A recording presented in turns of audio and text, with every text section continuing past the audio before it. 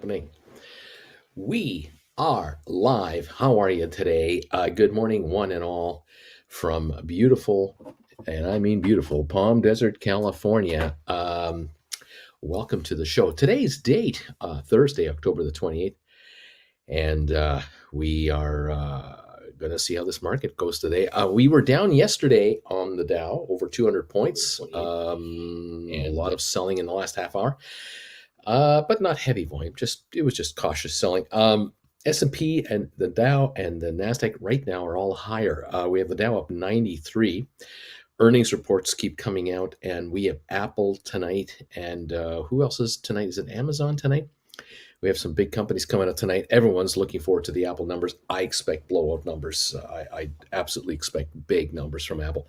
The Dow up right now 87, S&P up 17, Nasdaq up 98 points. Nasdaq is outperforming like it did yesterday morning, outperforming everybody. The question is, will it hold?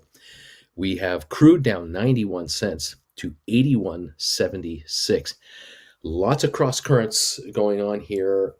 There's news out of China, the Asia area, Europe today, and of course the US. In Europe, to sort of start with, the Christine Lagarde, I believe is her name. She's the head of the ECB, the European Central Bank. She's kind of like the chairman of the Fed over there. She in her way is basically saying to the markets, if you think higher interest rates are coming, don't look for them here in Europe. We're not going to start the parade to go into higher interest rates. Not a chance out of Europe. And the reason is simple. Europe is already in a recession. Europe is in an economic malaise. You have 23 to 30 odd countries over there. It's like herding cats. They're all over the place. You have Brexit taking a massive toll on the economy of Europe. They don't want to talk about it, but it's really bad.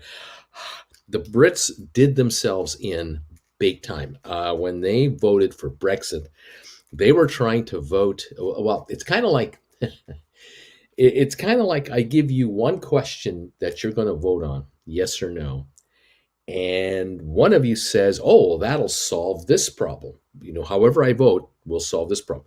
Another person says, oh, that'll solve this problem over here, no matter how I vote. And the third person and the fourth person.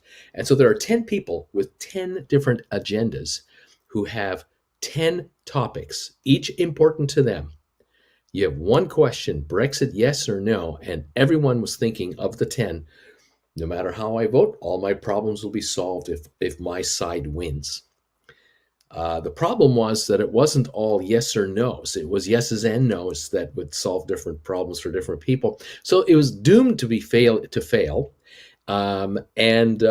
Economically, it has been a massive mistake that Britain made, a massive mistake. And the fallout is just only now beginning to show, because it took so long after the vote to implement Brexit, and is now taking so long to execute the Brexit from Europe.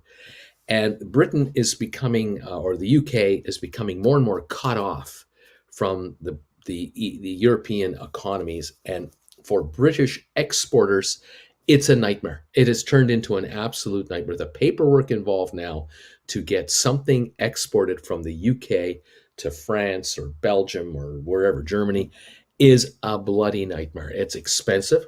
You have to hire a customs broker now to do all this paperwork. The paperwork is never ending, and the regulations in Europe are over the moon. I mean, you want to talk about regulated, over-regulated everything. Europe is your place. You love paperwork, you're going to love that place. Imports into the UK are a nightmare, because why would anyone bother in Germany, for example, to give a crap about exporting 1% of their company's product to the UK when 99% of the product they make is exported inside the EU without paperwork? Crossing borders are no paperwork required, no duties required, no confirmation of goods and what have you. Why would you care to have the UK market? It is worthless to you. And unless half of your business is the UK, you couldn't give a crap. And the UK citizenry are figuring it out right now. They're going, oh my God, we screwed ourselves economically with this deal. Another way they screwed themselves, of course, is if you live in the UK and you wanted to get a job in Spain or Germany or France, Italy, all you had to do was get on a plane like Ryanair, fly over to Europe without requirements of visas and documents and what we call green cards in North America. You don't need any of that stuff. You didn't need any of that. You could get a job in Germany and live there and enjoy all the benefits. And Germans could fly to Britain and work there with all the benefits and no paperwork. Well, that's all over now. No, not anymore. Now you're a separate country. We're a separate economic union. Nightmare. The UK economy is in the toilet. It's going to get worse. The EU economy is in the toilet. It's going to get worse because at the end of the day, hundreds of billions of dollars of merchandise that used to flow easily between these countries doesn't flow anymore so easily. And the next shoe to fall, tourism. That's the next big nightmare. Soon, in the next year or so, Americans are going to find that you can fly to London and get a cheap airfare, but you want to fly to Paris now?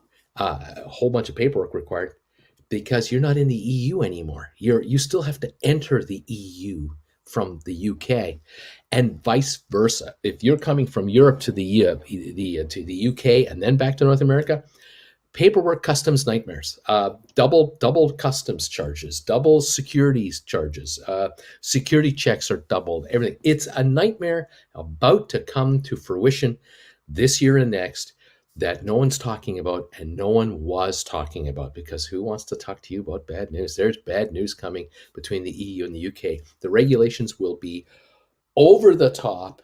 The nightmares are going to be endless, and there are going to be Canadians, Americans, and other nationals caught between the paperwork war of these two jurisdictions, and it's not going to be a good time. I'm sorry to say. So Lagarde, coming back to the central banker of the EU, she knows, she knows what's coming up. She knows exactly what's going to happen. She's no dummy. She is very aware of the fact that trade between the EU and the UK has been crippled, is about to get completely shattered, and it's going to take years to get over. And there will be layoffs, and there will be shortages, and there will be nightmares left, right, and center. The EU is already, or the UK is already experiencing gasoline shortages because they have a lack of transport truck drivers in the United Kingdom. There used to be these EU drivers that would come on over with these ferries and come on over with the train, the channel, with thousands and thousands of trucks every day of goods from the European Union into the UK and vice versa. These guys aren't coming over anymore because the amount of paperwork you as a trucker have to fill out to go and do a delivery in the UK, you're not interested. You're going to say, no, thanks. I'll just drive in Belgium, Amsterdam. I'll just drive Belgium and Denmark and Germany, France and Spain. Thanks, but I don't need this crap with the UK, and vice versa. The UK is restricting foreigners to come into its country because that's part of the Brexit thing. See, one of the solving problems was we're going to keep those damn foreigners out of our country. We're going to make the UK again, and it's going to be UK people first and foreigners second. Well, congratulations. You've just cut yourself off of the cheapest labor force mankind has generated for you. Highly qualified people aren't coming in anymore as well. Certainly people who do all the grunt work, they're not coming in. You won't let them. You mow your own lawn. You trim your own hedge. You convince your high school students to take all those jobs that your high school students won't take. Go ahead. You get them to do it because you are not allowing in people from other countries to come on in. It's a disaster. It's an absolute economic disaster. And it is not solving one single problem, but it's politics, and it went through by the narrowest of margins, and it's done. And to reverse this thing will take 50 years. If you want to do another vote in 15 years and then 5-10 years of negotiations, and forget about it. It ain't going to happen. It's ugly. It's ugly. Anyway, so interest rates are not going up in Europe anytime soon because Europe is in a recession already. Just this alone has already caused all kinds of economic problems. They've got other they have other issues. They have government spending issues. They have COVID problems like we have, and on and on and on it goes. No interest rate hikes are coming from Europe. No booming economies are coming from Europe either. So don't expect Europe to be a buying binge of pent up demand. Not gonna happen. It needs bank support. Central banking support is needed to continue to keep the European economy sputtering along, and with supply chain issues mucking it up even more, Europe is becoming a mess. And you're welcome. Just thought you'd like to know. In the meantime, China, they're a mess. They're a complete mess in China. Here's the good news. All right. I've got good news, bad news, and just news. And I kind of I want to educate you guys about something that you're going to have to get used to. If you're an American, I got bad news for you guys. I got bad news for America, which is bad news for Canada, bad news for Europe. It's just bad news. The bad news is this: the Chinese are pissed off at the Taiwanese because Taiwan used to be part of national China. They broke off in 1945 when China went communist, and the Taiwanese had a whole bunch of refugees flee mainland China to come to this island and create their own democratic country, and secede from China. China never recognized Taiwan as a separate country unto itself. It considers Taiwan a rogue state, a rogue territory that they're going to one day control and bring back under their umbrella of influence. Kind of what they're doing in Hong Kong right now, where they are crushing every single democratic institution in Hong Kong with absolute merciless force, and they are arresting anyone that thinks about democracy, let alone does anything with democracy. They want to do the same thing to Taiwan. There are 27 million people over there, very entrepreneurial, very closely tied to the West, and China wants it. China is interested and is looking for ways to militarily choke off Taiwan from the rest of the world. They want to cut the airspace, they want to cut the shipping lanes, they want to starve them out, and then they'll invade. And once they invade, they'll put in Beijing laws, and then here we go with a 50-year, 200-year oppression campaign, and away we go. That's the playbook from China. All right, that's not bad news for America. That's just the reality. It's coming. America does not want this to happen. America wants Taiwan to stay independent and democratic. So does Canada, so does so do Europeans, so does Japan, so does Indonesia, so does many other countries. They want Taiwan to be left alone. Taiwan has been recognized by many countries as an official country, to piss off Beijing, to say the least. But nonetheless, there are American troops in Taiwan right now, and they're called advisors. You ever heard that term before? It was done in the 1960s in Vietnam. The Americans had military advisors in Vietnam to help the South Vietnamese fire up an army to kind of counter the communists from North Vietnam. And it escalated. And right now, the Chinese are not going to press the military issue because they're not sure how committed America really is to defend Taiwan. They watched Afghanistan very closely, and they noticed how the Americans bugged out. They just left. And they're wondering, maybe they'll do the same with Taiwan with enough pressure and enough inconvenience. Maybe they'll walk away from that. The problem is for China is that Taiwan buys a lot of military stuff from the Americans and Canadians and the Europeans. Taiwanese spend billions of dollars a year on fighter jets and on military hardware and training and everything else. And so they're a good customer. You don't want to lose a good customer, because as soon as Taiwan becomes Chinese, there will be no U.S. warplanes sold to Taiwan anymore. And so that's a big customer gone for the United States that the U.S. doesn't want to lose. And so the question is, and the reality will be, that U.S. troops will start arriving in Taiwan in the next 2 to 3 years. It'll be sort of a cooperation thing. It'll be under sort of the guise of we're doing, we're doing war games, and we're just doing exercises. And there'll be agreements signed between the countries, naval agreements, air force agreements, military agreements, to upset the Chinese to no end, drive them absolutely crazy, and force their hand, make them, you put up or shut up, because the Americans and the Taiwanese will fight. The Taiwanese will fight to the death. The Americans are kind of like, well, as long as it doesn't affect us too much domestically and it doesn't affect our presidential elections, we might help out. But if it's good for business, and the American way is, if it's good for business, it's good for America. And so if Taiwanese orders keep coming in for US made hardware, it's all great.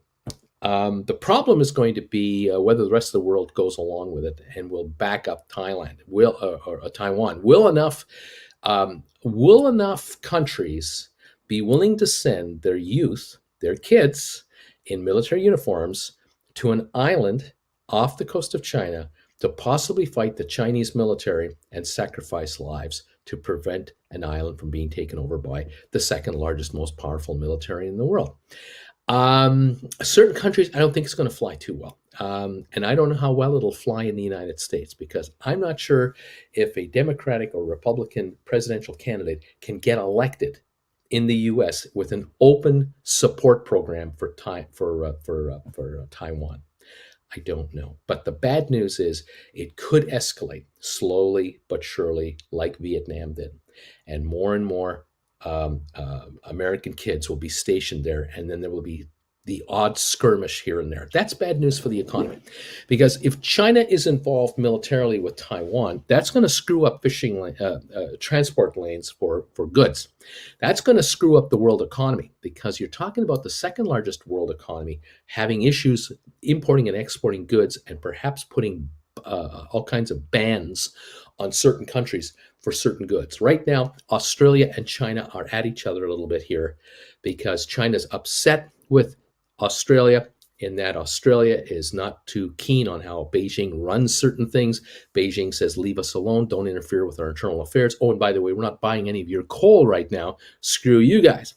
The Australians are kind of going, screw you too. We have coal till the cows come home, and we know you need it, because we are watching your grid, your electric grid, collapse under the sheer weight of inefficiencies in China. Because although you have a lot of windmills and you have a lot of solar panels, you guys are addicted to cheap, dirty coal to make electricity in China. And all your rhetoric and all your promises of being one of the world leaders in the environmental movement, it's all BS, because you guys in China need to burn this cheap coal to make enough electricity to keep all your factories running and to keep all your cities up and running. And in the evenings, with your 1.3 billion people, of which probably 800 million are now living in skyscrapers, in tall apartment blocks and condo blocks, you need electricity to run the elevators and to run the stoves and to run the heat and to run the air conditioning. And you guys can't do it without coal. We know it. Everyone knows it. You're going to burn way more coal than you ever said you would. And you guys are right now ramping up coal production in China to try to avert a disaster. But the economy of China is in trouble, because it's already faltering because of the issues we've been talking about now for months and months with regards to the real estate market is collapsing in China. They're overdeveloped. They're not paying their debts. And in effect, because Evergrande, their big real estate company that screwed it all up to start with, because of their troubles, they have in effect, that one company has in effect killed the entire, what we call, junk bond market in China. For every other business, no matter what your business is, they cannot go internationally to raise money right now, because China debt is not welcome anywhere. I can't imagine a pension fund in the United Kingdom, Germany, France, US, Canada, Mexico, Argentina, Brazil, you name any country in the world, at any interest rate you're offering, no one is interested in buying China debt right now, new bonds, because what's happening at Evergrande is simple. They're paying their debts, their bond payments, to their Chinese bondholders for domestic bonds, but they're not paying the international bonds. And the outside world's going, screw you guys. If you're not going to pay the international community first, you're not going to pay your domestics first because of politics. we're at the back of the bus. Why should we lend you guys any money for any of your other ventures? Electric cars, high tech, this telephone making, whatever it is you do. We're not gonna bankroll this. China is in a downward spiral of street cred right now. So the good news is because China's having all of these domestic problems, they may or may not be eager to start a war over Taiwan. The bad news, though, is it's possible that because they're having internal strife, and sooner or later, the Chinese leadership will have to admit to the Chinese people that they're screwing up, they may not want to do that. And one way to avoid to do that is you start a war with somebody else and you blame the outside world for your troubles. And so you attack Taiwan, or you impose sanctions against Taiwan as a warning to the rest of the world not to mess with us, and everything will be fine domestically. And the Chinese people are supposed to rally around these guys, and everything will be great. I don't think it's going to work, but hey, it could take 10 years for the whole thing to play out. Just thought I'd mention this as a little side note to you out there.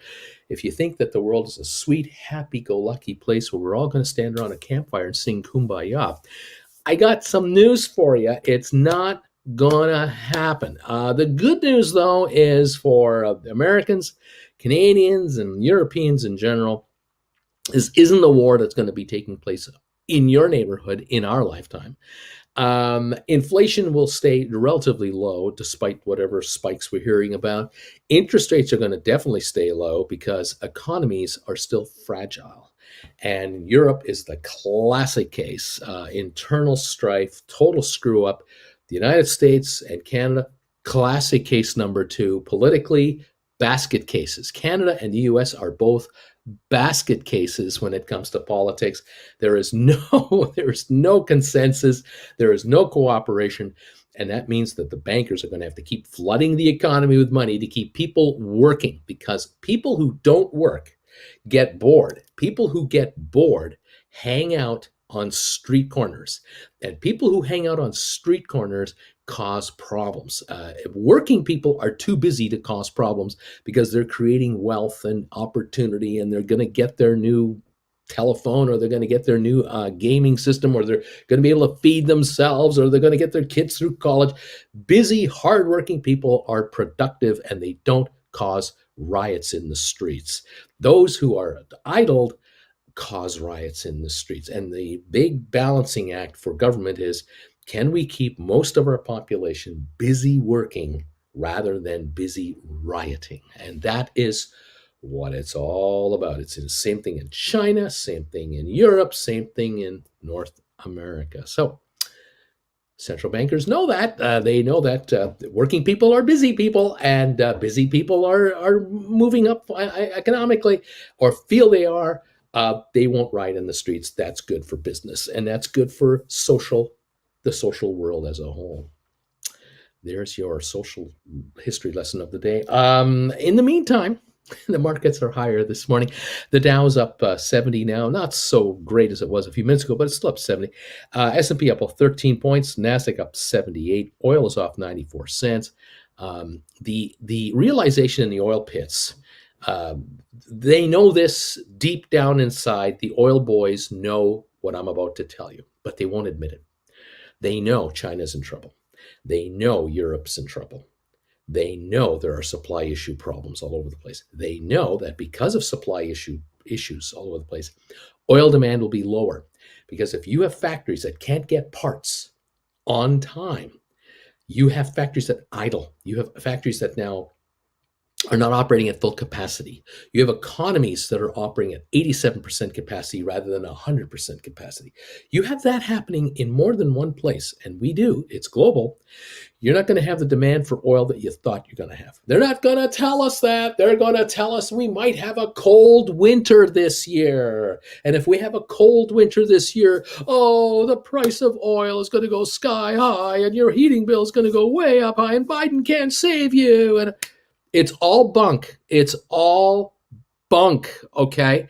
It is pie in the sky, hope, dream, and wish that there's a cold winter coming to salvage their oil price, because at the end of the day, if you only need 95% of the oil that's available, you're going to have prices crash.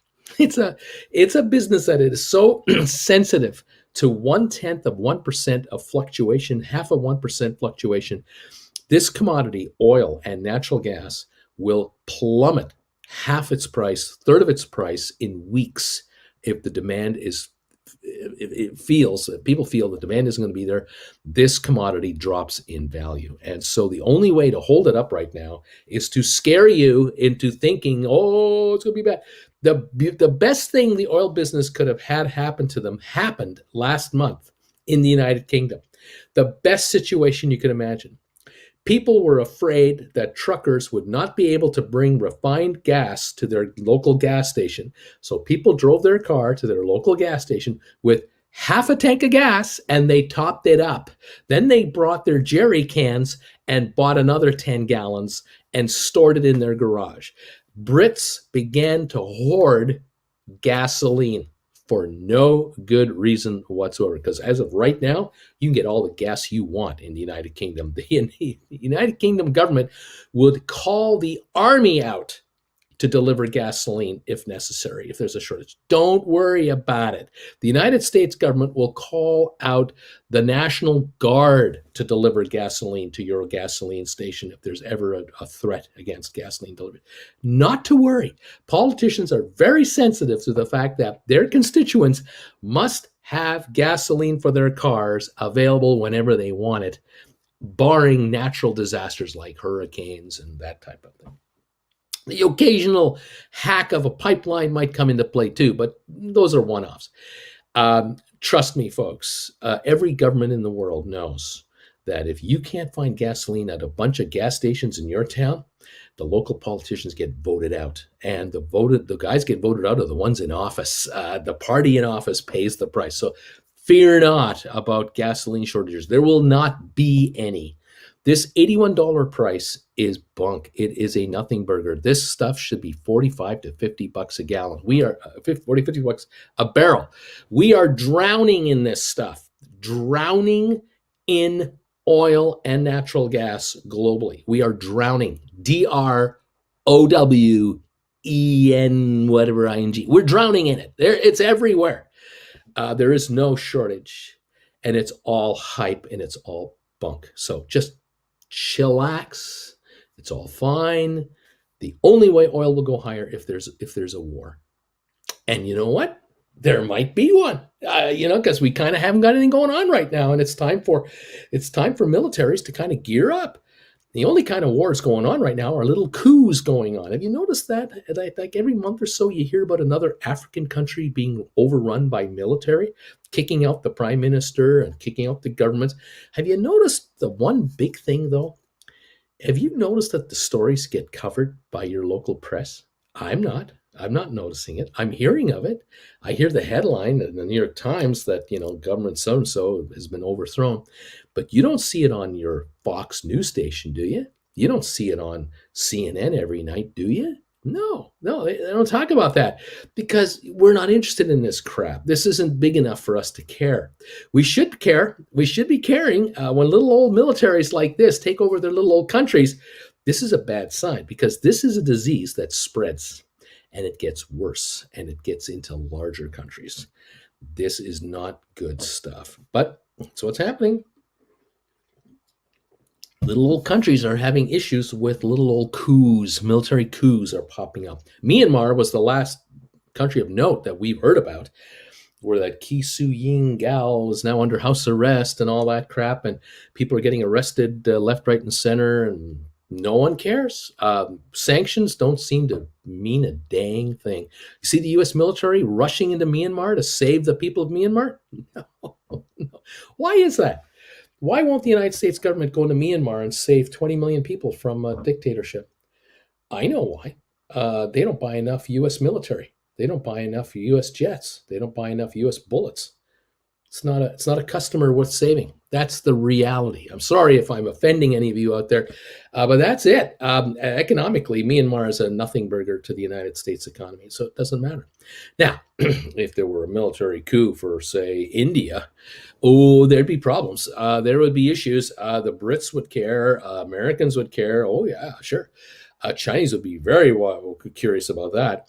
But yeah, these little off countries in Africa, they're nothing burgers, and there's no mother country that could give a crap. France doesn't care, Britain doesn't care, Belgium doesn't care. These countries that used to be part of their territories are now independent little African fiefdoms that are as corrupt as get up. They're probably just as corrupt as the Chinese. Nothing worth saving there. They don't buy military hardware. Their credit is useless, and so people are oppressed, and that's the way it is.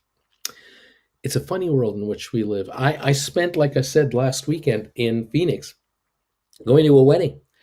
And as it happened to be staying at Gold Canyon Ranch Resort near Apache Junction, which meant, excuse me, which meant that geographically, we would drive through Scottsdale, Arizona, one of the loveliest suburbs in all of America. We'd go through Scottsdale to get the Tesla charged up or go shopping or what have you. And I had the pleasure of visiting a couple of the probably the highest demographic shopping malls in America. The Biltmore Fashion Center, I think it's called, and the Scottsdale Fashion Mall. And it is a real entertaining thing to watch for a guy like me who loves to watch people. It is really entertaining to watch life in the high-end demographic world of Scottsdale, Arizona, because that is a world unto itself where you do not see homelessness, you do not see beggars, you do not see unemployed people, you do not see hard up people walking along in a shopping mall, you do not see the ugliness that is out there. It's all pretty as all get up. It's so pretty. Cop cars everywhere in case there's an issue, security everywhere in case there's any problems. It's a wonderful mall to go to if you're shopping individually by yourself, man or woman. Safe as can be, just great. But it's not real. It's real for those who are there. It's the real for the top 10%. But for the 90% of America and the rest of the world, you couldn't possibly hang out there very long. You can afford a coffee at Starbucks, maybe one. You could get a quick bite to eat at the Panda Express at the food court. Yeah, sure. But you're not going to be able to buy a $3,000 purse or an $8,000 purse or $1,500 pair of shoes that I was holding for a moment. You're not going to be doing that. You can look, but you won't be looking long because you will be eventually escorted out of there. Yeah, if you don't belong, you stand out and you don't last long. It's a different world. Entertaining, very entertaining to see. And I can sure see how some in Washington protect that demographic with everything they've got. They protect that demographic with tax bills, spending bills, tax breaks, you name it, to keep these folks happy and keep the super PAC money coming in. I get it. Yeah, I see where it's coming from. No question about it. These are the retailers, these are the suppliers, these are the companies, and these are the shoppers that some politicians really answer to. The bottom 20%, they don't have any political representation. They don't have a group that acts on their behalf, and they're kind of on their own. And it shows because depending on where you are in North America and the world, certain underpasses of expressways have all those folks living in cardboard boxes there. Certain downtown communities have folks living in cardboard boxes who have no representation and no power in Washington or anywhere else. You can certainly see that as well. But in our case, we weren't in that area of Phoenix. We were in the high-end part of town, and it was nice, but we knew it was artificial, and we knew it was a minority. And we realized just how fortunate we were, the three of us, myself, my Jennifer Aniston lookalike wife, and our little daughter, for the three of us to be together in a Tesla, driving through this incredible neighborhood. We consider ourselves very, very fortunate, and we're aware that we were in an area of America that very few Americans get to enjoy. There are millions of them that are doing this well, but on a percentage basis, it is very small, and it's interesting. It really it is it's a study in human life. I'll tell you that. You want to study. That's the word I give you kids out there. Study. Go to school, get your degrees, and you too can lead the upper middle class and higher lifestyle. and avoid the scary part of town. Interesting. Okay, we're getting ready to open here in about 26 minutes. I hope I haven't upset too many of you today. Um, we're looking good on some of our stocks, don't you think? SoFi, 1965 this morning. It's up 40 cents. Nice to see it recovering a little bit here. Spire, 651, up 31 cents here on the pre-market. Nice to see that. Kind of okay by me. Looking at GameStop right now, 175.50, up about $2 a share. Nothing, incredible, but I'm not giving it back. Matterport, 1853, up 17 cents. We'll take that. 23 and Me today. 1245 up a nickel. Nothing crazy, but holding those gains, not giving anything back. ATIP waiting for a breakout. We're at 283, up 14 cents in the pre-market. Would sure like to see some information coming out of here. We'll keep an eye for that. Smart Rent yesterday had a wonderful day, up 85 cents. Went up to 1288. It's sitting right there this morning, not giving anything back either. So that's interesting to notice and watch and follow, and see how Smart Rent handles, how the stock gets handled and how it works out. There's just really good news about Smart Rent out there. There's just positive news. Of course, Goldman Sachs jumped in there and gave it a buy recommendation with an $18 price target yesterday. So that was lovely to see and hear, and I'm sure Smart Rent will go higher as the days go by. Rocket Lab, 12.98, up 14 cents, trying to get through the 13 and hold it level. I'd like to see a little more than that. What else is going on? That DWAC stuff, that Trumpy thing, that Trump SPAC thing. It's 68.64, up 375. My advice to any of you out there: avoid like the plague. Avoid. But I know some of you are gamblers and you're going to be involved. Apple, 149.85, up $1. Earnings come out later tonight at the end of the market. So I think we are coming up with some phenomenal numbers for Apple, and I think in the next week the shares will be significantly higher. But that's me. Can't guarantee it for you, but I like the potential there. Sextera, 9.79, unchanged, kind of right where we closed at. We had a 16-cent gain yesterday and seem to be holding our own. And that's kind of where we're at the moment with most of these stocks that we're following. Love to see the SoFi and the Spire do what they're doing, and can't encourage these shares enough to just keep right on going. Fantastic.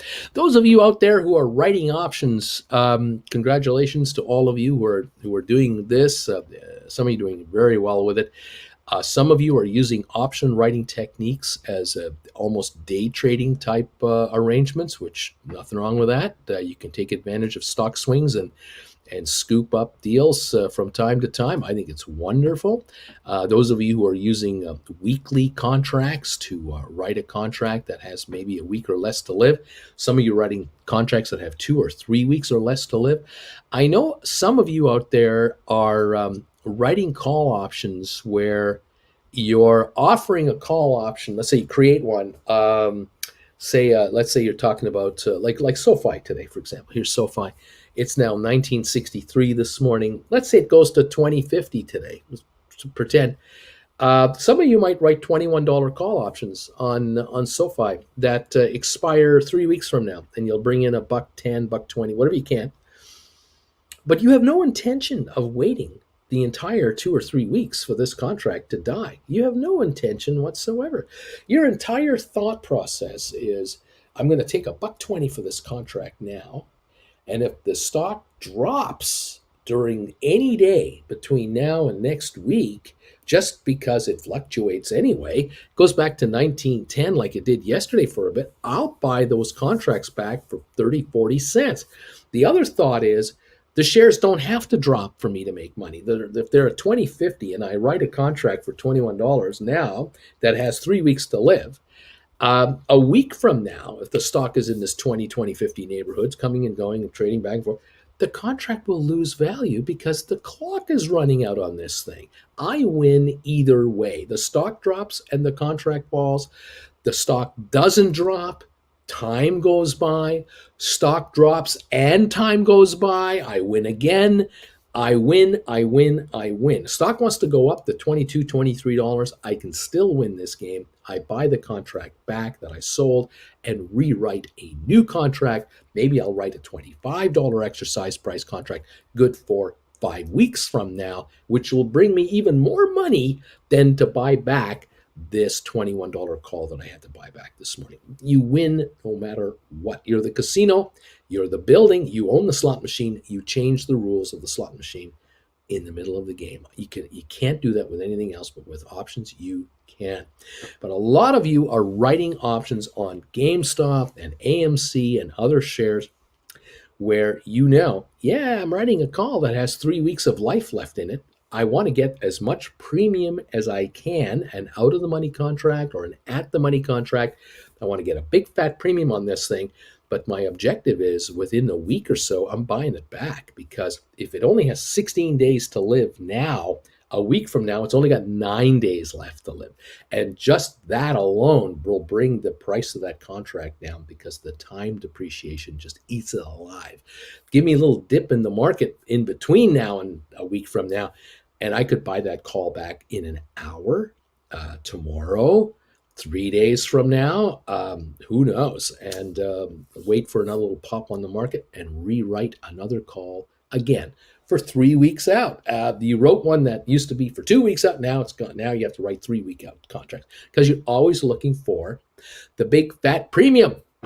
That's what you're looking for. So congratulations, those of you who are using this option strategy to enhance your portfolio's returns. It is absolutely out there on a silver platter, sitting there for you. I encourage you, if you want to understand how this works, head to my website, stockmarkerswithbruce.ca.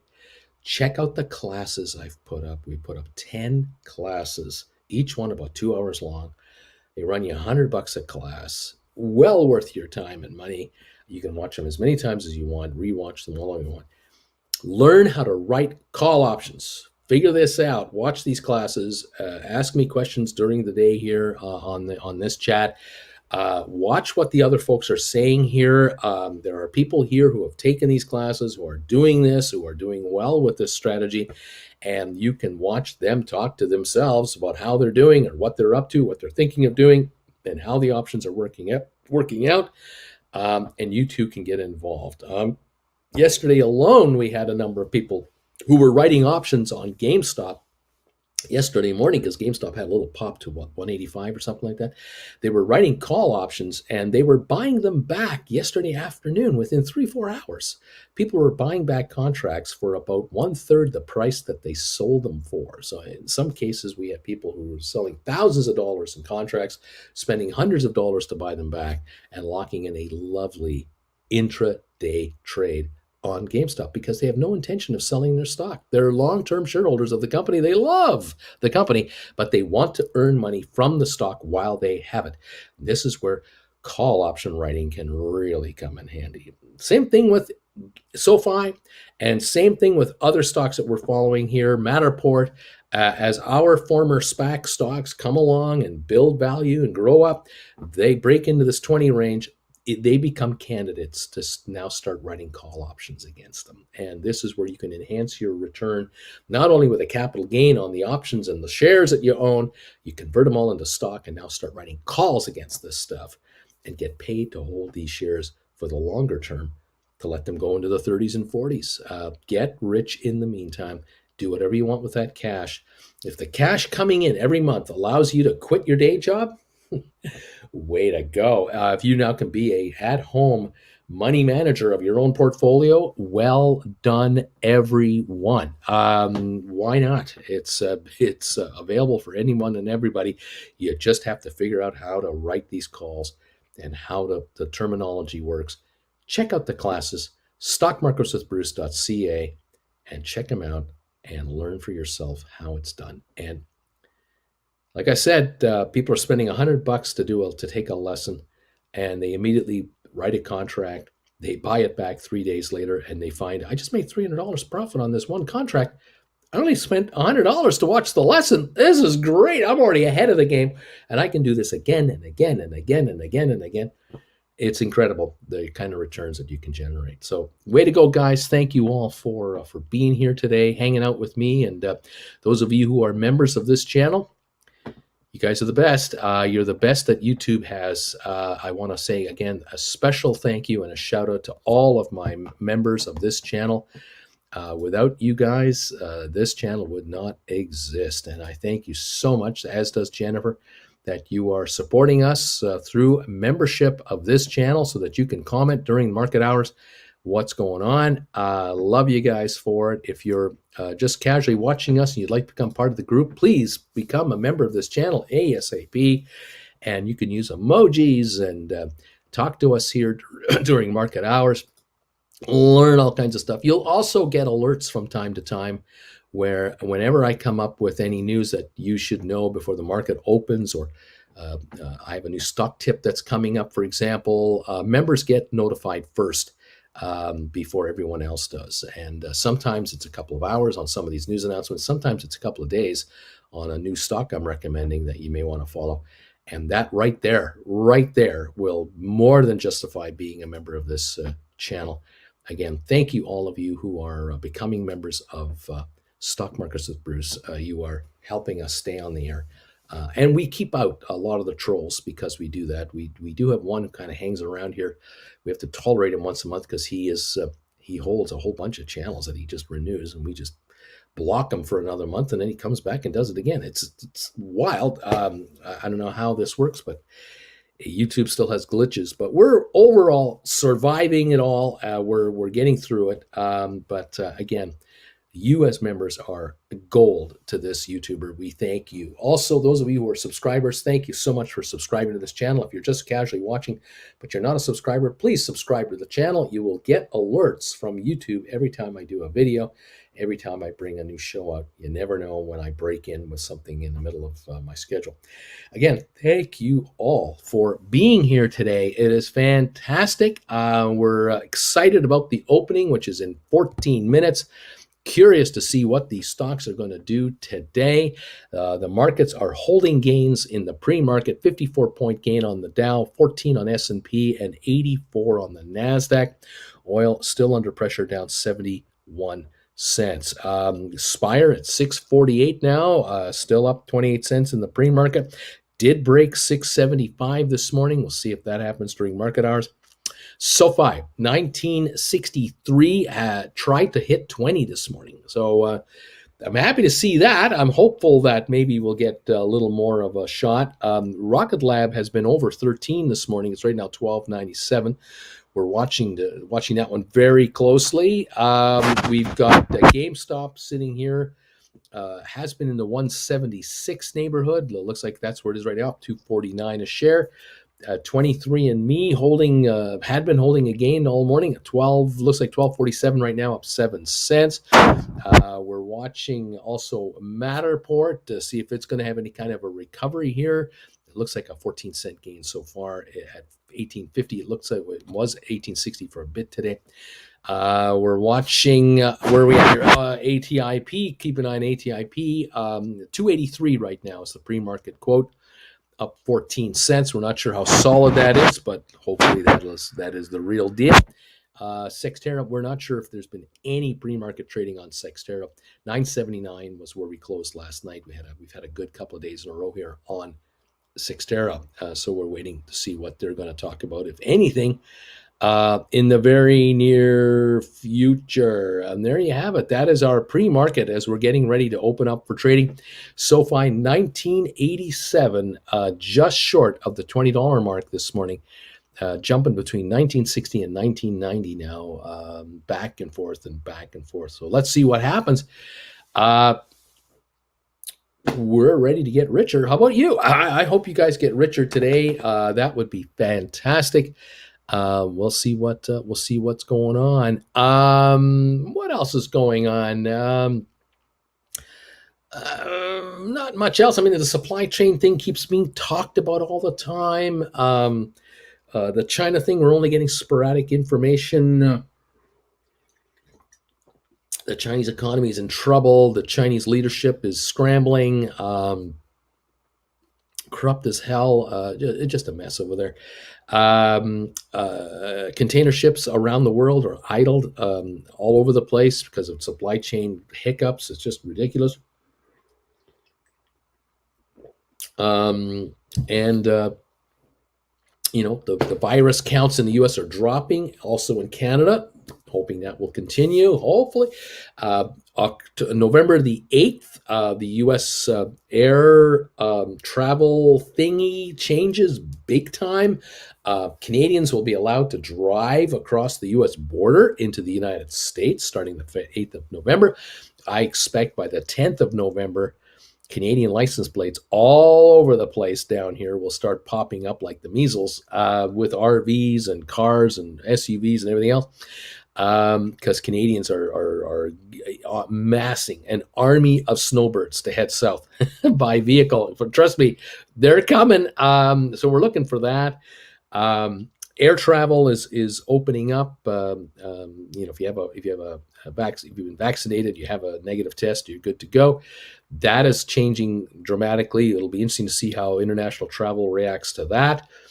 Cruise lines are hopeful that that'll be good for them, and the same with hotels and the Disney people and the Universal people and the Knott's Berry Farm people and the SeaWorld people. I mean, all the theme parks in the U.S. and all of the seaside resorts, all of the Mexican all-inclusive resorts, they're all looking forward to increased world travel, especially from Europe, to come on in. So there's a whole lot of hope, anticipation happening there. We'll see how that all comes out.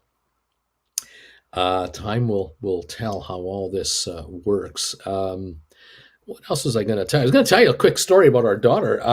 She was trying to get a negative COVID test in the U.S. When she landed in the United States, before she could even get on the plane in Calgary, in Canada. You clear U.S. customs at the Calgary International Airport. There's a customs center. You go in there, you clear through there. You're in the U.S. now. You're at the gate, boarding gate. You're in America until that plane takes off. You're in America, and so you have to have a negative test to get through. Well, we Jennifer and I got our negative test. Our daughter got her negative test within 72 hours of your flight. You have to have it. No problem getting that in Canada. You can buy one for $40 Canadian at a local drugstore. You wait like 20 minutes. They give you the result right there on the spot. But coming back, it's a bit of a tricky thing for Canadians. Canadians coming back to Canada, you have to have the COVID test. You have to get it done here in the U.S. You can't get it done when you get back to Canada. You got to get it done in the States before you can even board your plane. In this case, my daughter's case, Phoenix. And she was asking around. She was trying to find where could she go to get a negative COVID test to get on an airplane. And being a non-American, it's an issue. You try to go to Walgreens or you try to go to Rite Aid or some of these pharmacies. Some of them are not welcoming Canadians in for testing. They want Americans that are covered under insurance plans because of the money. They're getting all these payoffs from the insurance companies. The good old for-profit healthcare system in America is alive and well, even in a case of a COVID vaccine. So our daughter was having trouble finding a place where she could get an appointment or be accepted to take a test, and it was rather frustrating. And she ended up doing a Google search for the Phoenix area. Where can you get testing done? Is there anywhere you can get a COVID test for free? And she found one. She found a women's health organization that was offering free COVID testing. And this is a health organization that helps women's health from all kinds of issues. And she called the 800 number and got a hold of somebody in Phoenix, and they told her where she can go to get a test within 30 minutes. You can go there right now if you want. You'll have the results within 24 hours, no charge. So hop in the Tesla, and off we went, and we found the place to do this. It was in a parking lot of a community college. We found these orange pylons and a couple of cars lined up. We got in there and got up to the front of the line, and you just stay in the car, wear your mask, get interviewed by the person with a little tablet. They fill in your name, where you live, Canada, doesn't matter. Yeah, no problem whatsoever. You do your little nose thing. They give you this thing you put up your nose, and you put this in the vial. And within 18 hours, she had an email from these guys. Negative. You're good to go. And that's all she needed to show the folks at the airport with her phone, a negative test result. No charge. Um, Thank you very much. I say that was a really that was educational. That was really educational. Being a foreigner in the U.S., not really being made welcome in the Walgreens and the Rite Aids and all these big retail drugstores. Not they want your money when you come and buy cosmetics, and you buy a bottle of booze from those guys or whatever you're getting. Yeah, they'll take your money. But you want to utilize their services? Oh, no. You got to be part of our health system, man. You got to be part of our private healthcare provider network in order for us to give you a simple nasal test for you to take a plane ride. Sorry, sorry. We've got this business so wrapped up down here and is so juicy for the pharmacies down here. We don't want to open it up to foreigners. I mean, come on. Even if you pay us $20, no. That was revealing. That was really revealing. In Canada, if you walk into a drugstore, it's $40. We don't care where you're from. Timbuktu, Germany, UK, US. It doesn't matter. It's Canada. $40. It's $40. You just pay the money. Wait a half an hour. Here's your result. I mean, just half an hour. Just stick around. I walk around the store for 30 minutes. Here's your result. It's in writing and it's on your phone. Off you go. Different world. It's really amazing. Anyway, there you have it. Welcome one, welcome all. What can I say? We're all here and we're all alive and while we think. Hope you're doing okay. Spire 649 up 29 cents. SoFi 1973 up 48 cents. We're going to see how the markets want to open up. We're up 60 on the Dow. We're up 13 on S&P. We're up 73 on NASDAQ. So we still have a positive market to kind of kick off the day with. We have got big announcements later today. At the end of the day, Apple and Amazon will release financials. And everyone's going to watch Apple. Everybody is going to watch Apple. The consensus is blowout numbers coming. Absolute blowout numbers are coming for Apple.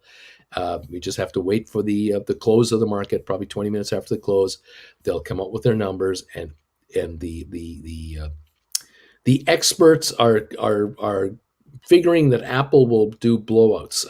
We're at 149.87 on Apple stock, just under 150 right now. On the pre-market, up $1.06. The stock's trading at 29.1 times earnings right now. That's the PE multiple of Apple. Pardon me 1 second. It's going to adjust a fan here.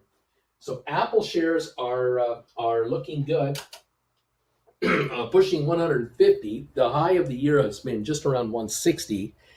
And I am anticipating that the company will generate the kind of revenues, and they will have pending orders. I'm going to use that term.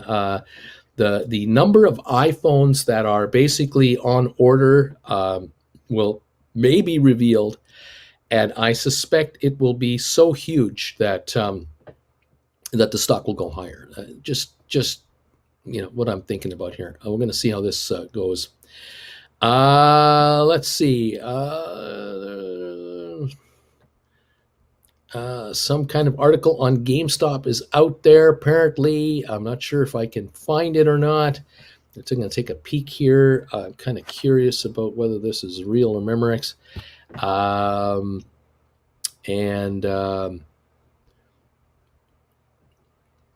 Something called loopring, Loopring. GameStop is talking about something to do with loopring as technology GameStop would like to acquire to bridge traditional e-commerce and blockchain to engineer revolution of gaming. I'm not sure what this means. I don't know what it is, but there's some kind of thing going on. It's something to do with software, obviously. And anyway, if anybody knows what loopring is and you can bring it into plain English for a guy like me, that'd be fine. But something is cooking potentially on GameStop, and something to do with what they're calling or referring to as loopring. Stock itself, 176, right now. 174.56. Not much going on. We're a minute away from the open on the market. We'll keep an eye on, of course, GameStop as we always do. It's how we roll. Thank you for the 234 thumbs up so far, everybody. Really appreciate it. Thank you to all of you who are here. Let's hope we see some money being made today. Would love to see you guys get richer. That would be fine by me. Larry, probably getting ready to ring that bell any minute now. We're just about to start the day off here. We'll see how the markets are going to respond overall with this info and everything else that's going on. So much going on. There it is, Larry. There it is. He's got the bells going. Larry, it's official. If Larry's ringing the bell, you know we're open. And thank you all for popping in here. We'll see how the markets open up here as the first quotes come through. We'll watch for that. Looking at Spire right now, I'm showing the first indication 620 up 31 cents, 651 up 31 cents, 651 up 31 cents is the official first kind of trade on Spire. Volume so far 176,000 shares.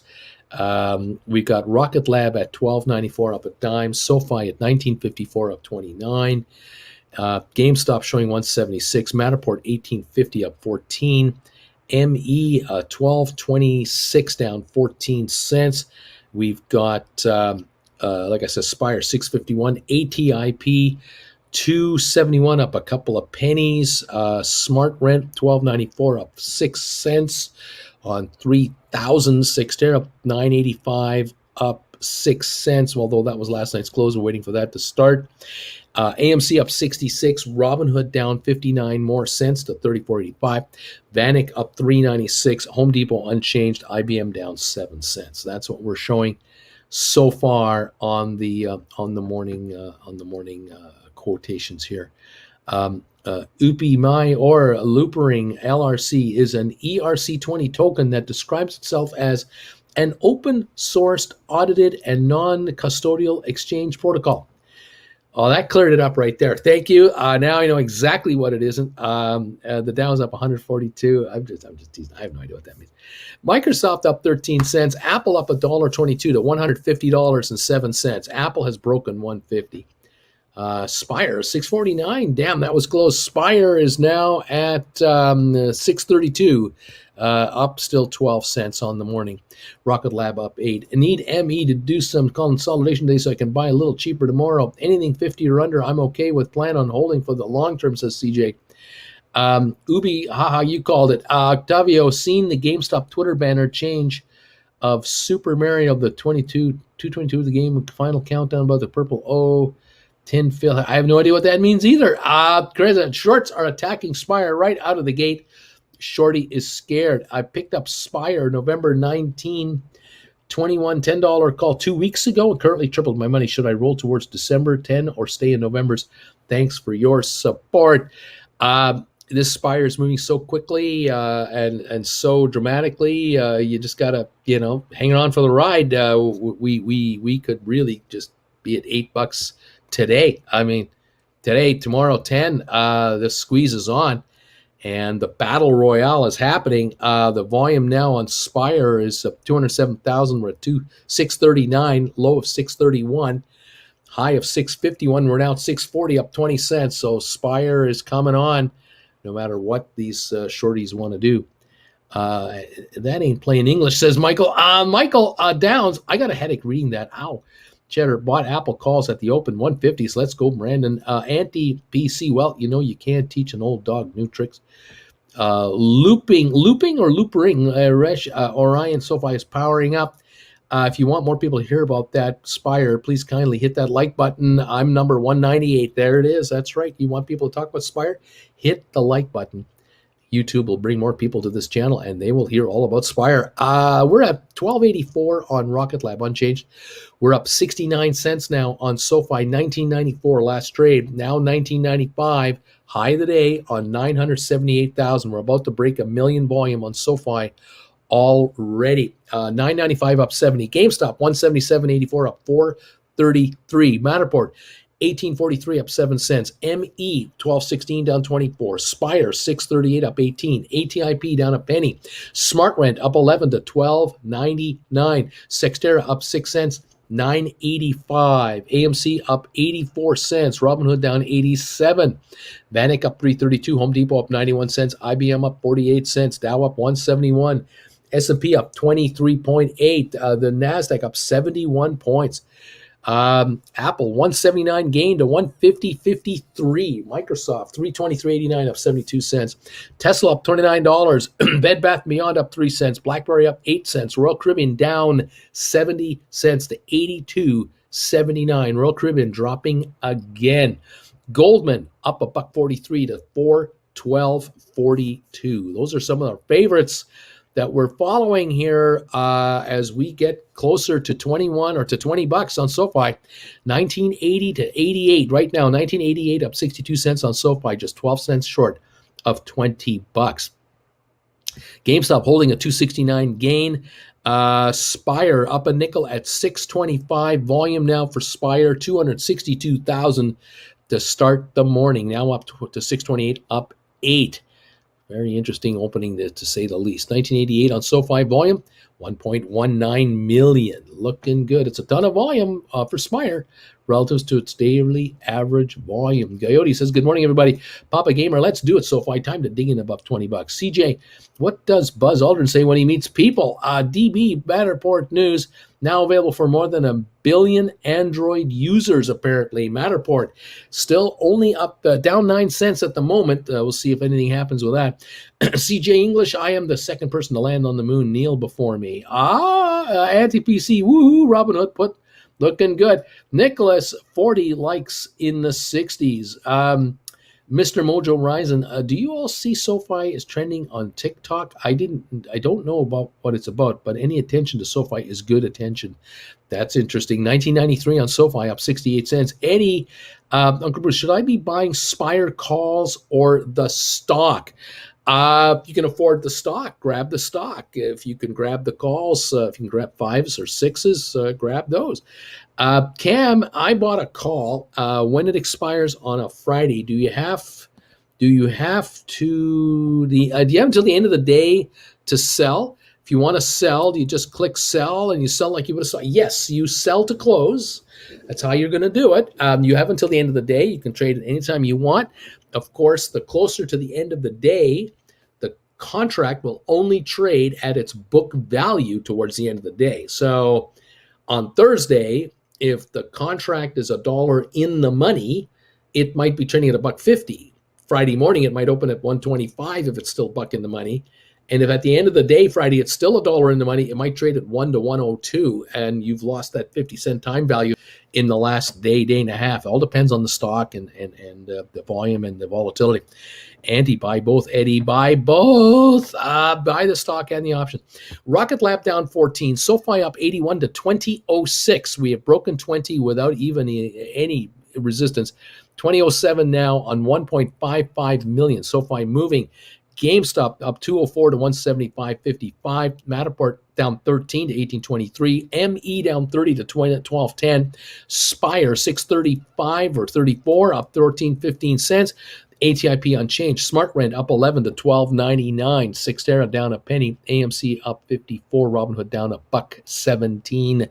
Robinhood continues to collapse under its own weight. 12.75 on Rocket Lab down 9 cents. SoFi 2012 up 87 cents. Cam says, thanks. Erico, buy both. Buy both.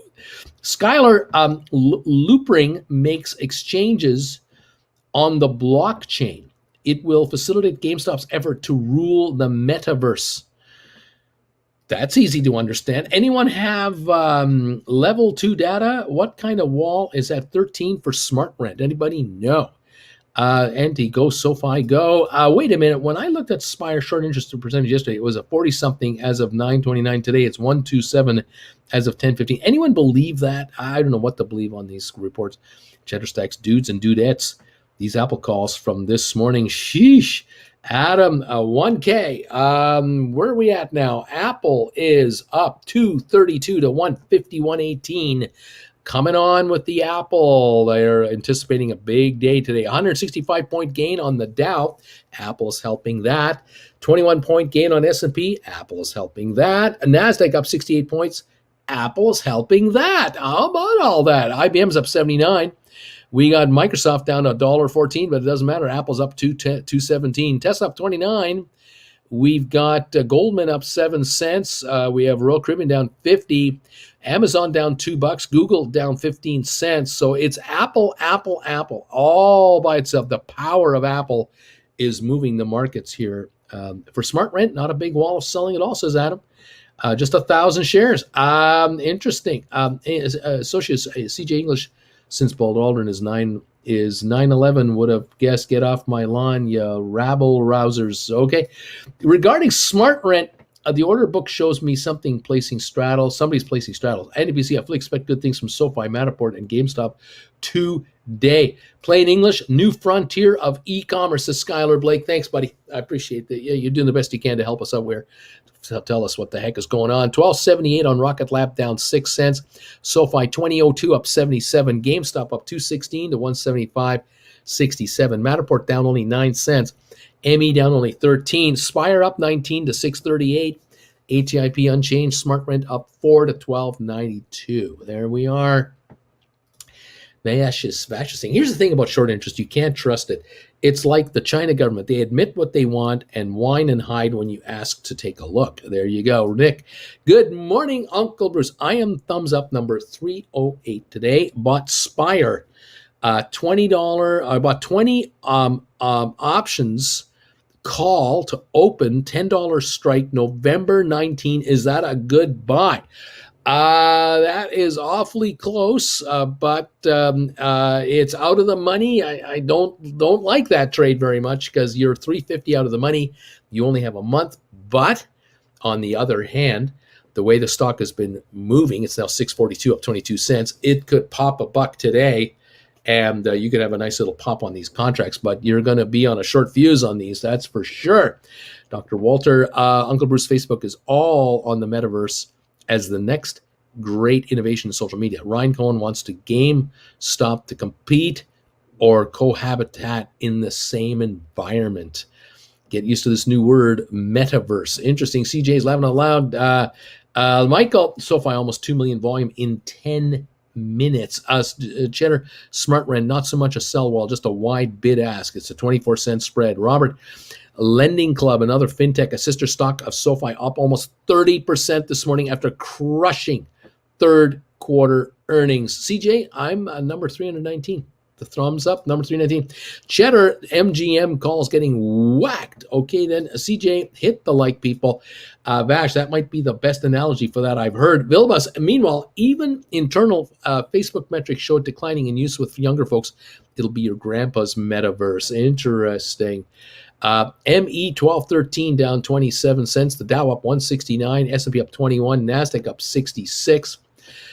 We have thumbs ups now, 338. Keep them coming in, folks. If you want people to find out about Spire, Rocket Lab, which, by the way, just went positive here, 1286 up 2 cents. SoFi, 1994. GameStop is up $3. Matterport, ME, Spire, ATIP. They want to hear about these stocks. Hit the thumbs up button. Because the more folks that find this channel, they'll hear us talking about these stocks nonstop, and they'll get the message that these guys are looking interesting, and there's some real winners here, and you can make yourself a ton of money writing options as well. So, yes, thank you, everybody. Let me know, what number are you? What number thumbs up are you? When you pop that thumbs up button, what number are you today? Looks like CJ is number 319. Love it, guys. Love it. Rocket Lab, 1282, 1283 down a penny. SoFi, $20 even, up 75. GameStop up 249 to 176 even. Matterport down 11 cents. ME down 22. Spire 638 up 19 cents. Spire volume now 328,000 shares. ATIP unchanged. Smart Rent up 16 cents to 1304. No resistance. Volume 7,100. There is no volume on Smart Rent. 7,000 shares up 16 cents. This thing's going. When this thing gets mega exposed, it's going to run. There's just no There's no resistance on smart rent. There is nothing to stop smart rent. Wow, that's amazing. Cyxtera up 3 cents to 9.82. Unreal. What a day we have going here. We're at 2009 now on SoFi. We're up a dime on Rocket Lab. GameStop up 285. ME still down 22. Spire up 18 to 638. Wow, this is amazing. Philbus, maybe that's why Facebook are thinking big, innovator, die. Ratish, I was number 138 on the thumbs up. Look at this smart rent. Wide bid ask, light volume. We can run this. Yes. Shaky, I was thumbs up number 14. Cheddar, I won't even take much. I think I was number 70 something today, says Larry. John, here's 2 thumbs ups for you. Thank you, buddy. Eddie, I did both. Bought 500 shares of Spire and January $5 calls. Now you're talking. Bill, whatever happened to ATIP 260? Cheddar, laughing on Bruce. Yes, he is so right. Wally's World, Matt Feinstone was hired as head of blockchain at GameStop in May of this year. Prior to that, he was the business leader at Loopring in Montreal. Matt started his career as an ex-bond trader. This is interesting. Wally, that's really cool. Thank you for that. Baking CYXT really has had the most gradual increase from the $9 range to the $10 range. Spur, I try it tomorrow. Today I was 200 and something. Didn't remember the number. Mr. Seneca, Bill, coin, ATIP did what ATIP does. Erico, Bruce, don't kill me. I missed this morning. If you mentioned why the Spire short squeeze has begun, not beginning, not might begin, has begun, anything in particular, it's on. It's just on. We're up 16 more cents to 16.30 to 6.36. They can't stop it. It's going to go. The volume is picking up. 336,000. The legitimacy of this deal. We're almost up $1 from the low of the run here. We were at 540 3 days ago. 540. We're now at 636. We're on our way. We're on our way. The option activity is giving it away as well. Has anyone noticed the unusual option activity on Spire? It's crazy.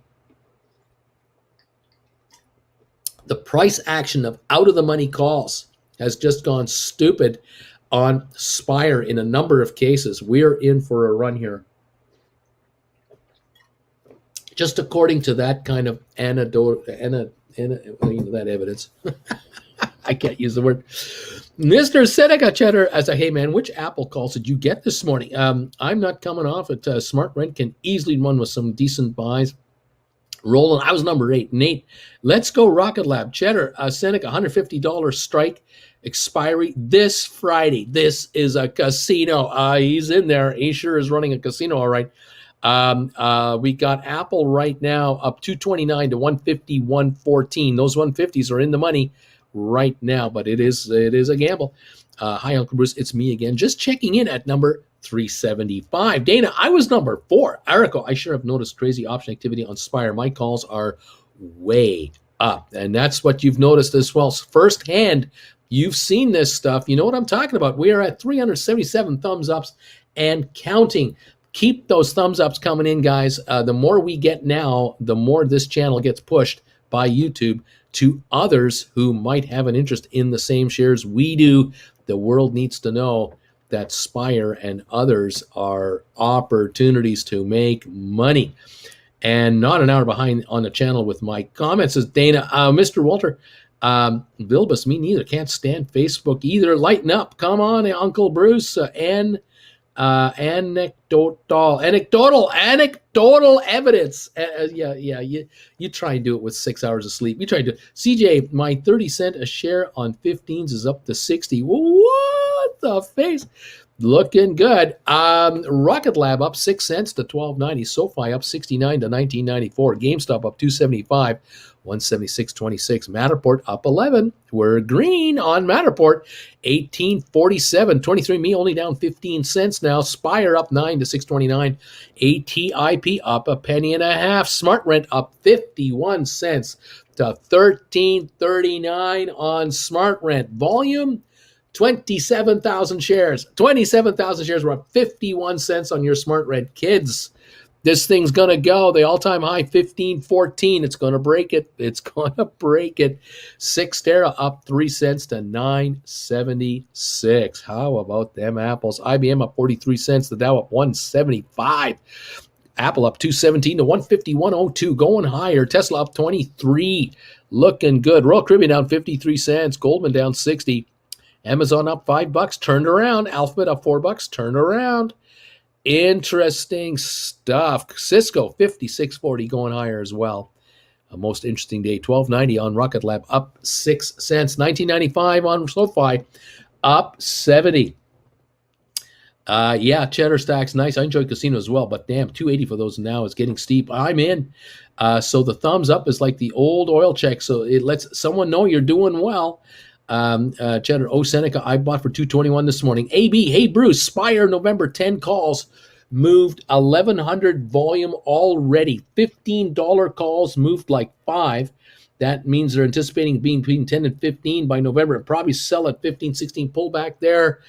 Look, this Spire goes to 15, 16. How rich are some of you guys going to be? This is going to look great. I have 32 dollar covered call on LCID. Oh boy, Nicholas, my Spire $9 call November is up 2.1 or twice. I guess the market is confusing 6 for 9 again. It's obviously Zuck trying to move on from all the bad news coming out concerning their internal workings regarding disinformation, hate, inflammatory material, says Vilbus. Nick wrote 30 October 29 strike $25 calls. 1 day to expiration of 68%, lock in the profit or let it ride. He wrote 30 US steel, that's X, the symbol X, wrote 30 October 29, $25 calls, 1 day to expiration, up 68%. Yeah, locking in a profit is always a good thing. When they're handing it to you, you take it. Dr. Walter, just checked my Spire 750 calls. They're up 65%. And we're still $1 away from the strike price. There you go. Spire 626, and you are up nicely. There you have it. Gino, ME, no walls until 12.50 on the ME. There's nothing stopping it. Nate, holy cow, 15 out of my 18 stocks are green. Socius, upvote, 100 number, 83. I'm 183 here, Bruce. What's special about Smart Rent this time? It seems to have been between 12, 14 range for months, regardless, low or high. They got recommended yesterday by Goldman Sachs' analyst, and they're calling it an $18 stock. That's what's special this time on Smart Rent. Smart Rent has been recommended by Goldman Sachs to $18. This is not a one-day promo. This is going to be weeks of interest coming in on this stock. This is global. When Goldman recommends, it is not a regional little brokerage firm in Connecticut somewhere. We're talking global here. 1331 on Smart Rent, up 43 cents, 28,800 volume. That's all, and it's moving. It's going to go higher, kids. Looking great. We are at $12.97 on Rocket Lab, up 13 cents. $19.95 on SoFi, up 70. GameStop holding a gain of $2.84. Matterport up 22 cents now. $18.55, $18.60. Matterport's coming on. ME still down 21. Spire at $6.30, up a dime. ATIP up 3 to $2.72. Socius, gotcha. Okay, now I know. Why isn't anyone buying then? Socius, I tell you, this came out yesterday quietly. It wasn't with a lot of fanfare. I just have a feeling that this will slowly but surely happen. It's kind of like you're 10 miles away and you saw a plane drop a bomb way over there, and you saw the flash, but you haven't heard the boom yet, and you know it's coming. It's like lightning, you see the lightning flash over there, but you haven't heard the crack of the lightning. It's coming. Smart Rent is moving, but it's not moving with the speed of light yet. Just give it some time. Ratish, fresh out of powder, can't get into more Smart Rent right now. Well, that's the way it goes. We just got to, be in what we're in and ride it from here. Let's see what happens. Smart Rent up 39 cents at 13.27. High today, 13.40 on 32,000 shares. Unbelievable. So ATIP up 3.2 cents. Aspire up 7. ME down 24. Matterport up 20. GameStop up 294. SoFi up 67 to 1992. And we're up 16 on Rocket Lab. $13 a share. Right on. Daniel, around $2,006 put contracts for November traded on Merrill yesterday. Today, there's nothing on the put side, and call volume is lighting up.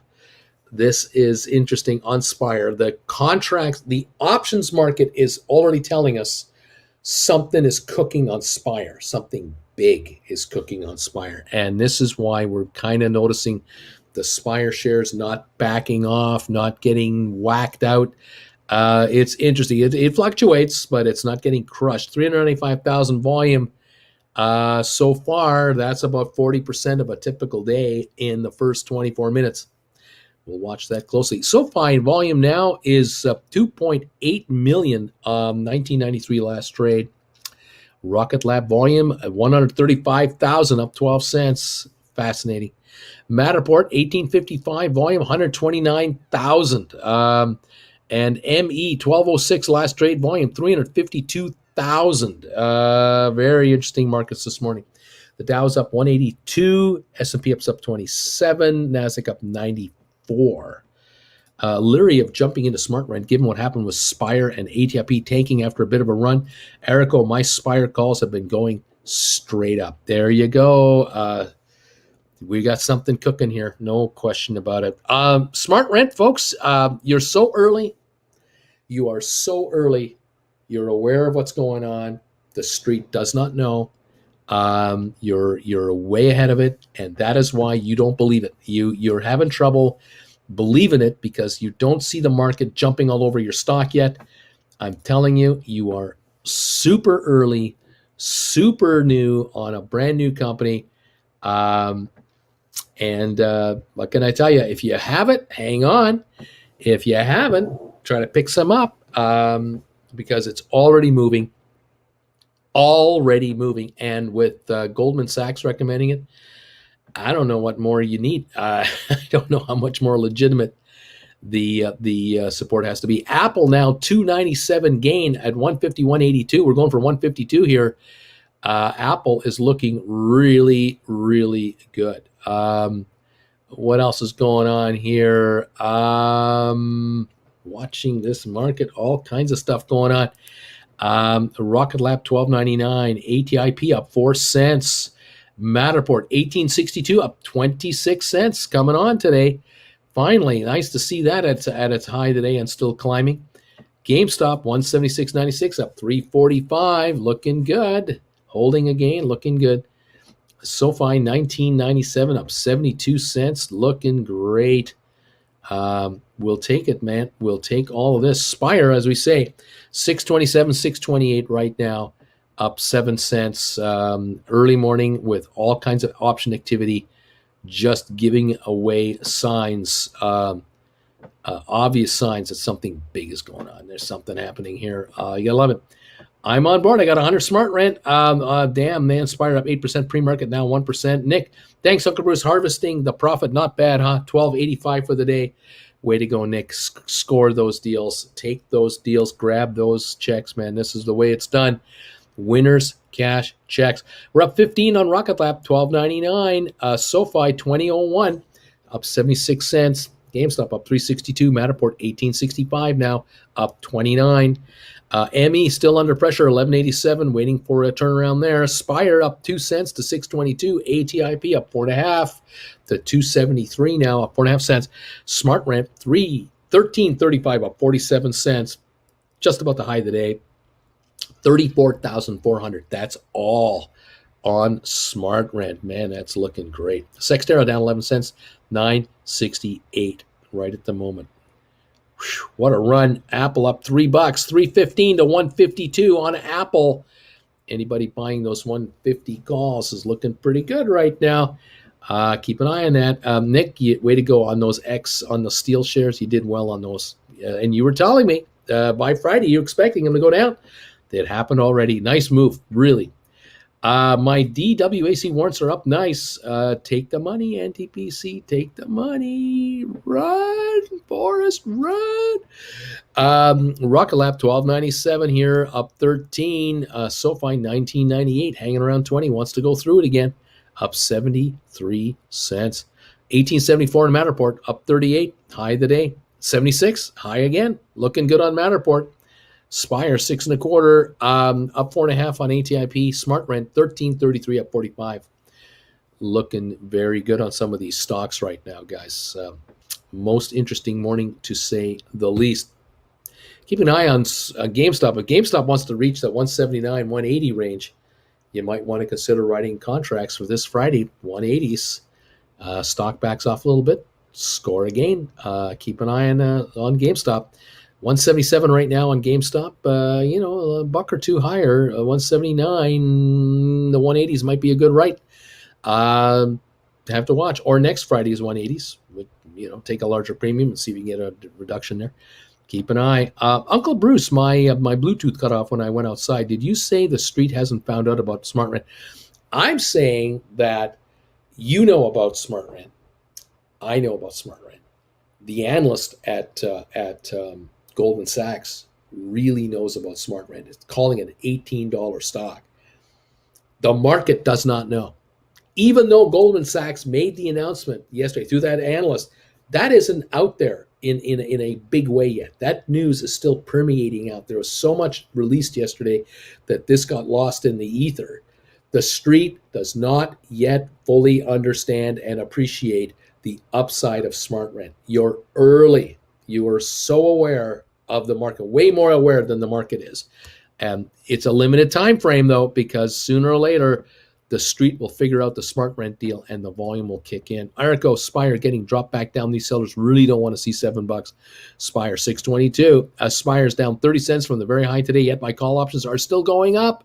Very interesting, isn't it? Doesn't that kind of say something to you? Doesn't that kind of make you wonder, why are my options going up and the stock is not going up? Why is that?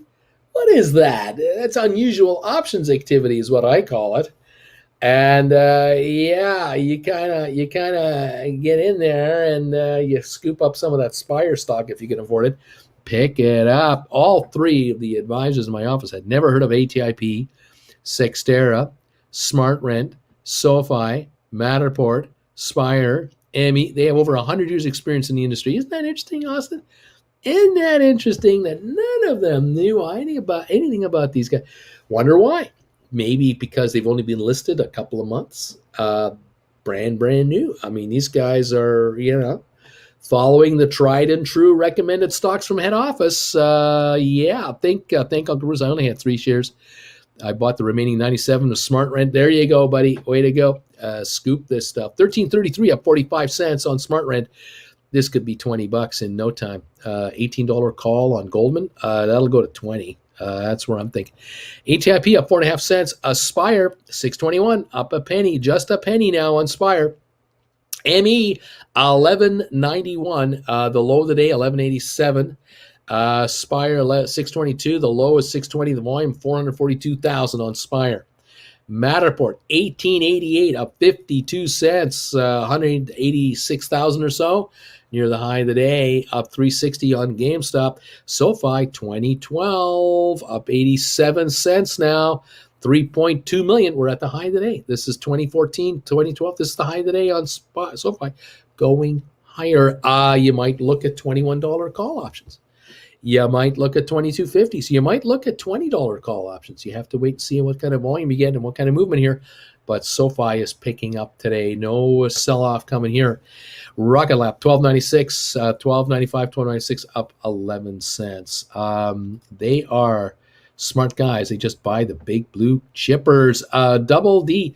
Uncle Bruce, what's your thoughts on Sextera not moving? I like the Sextera a lot.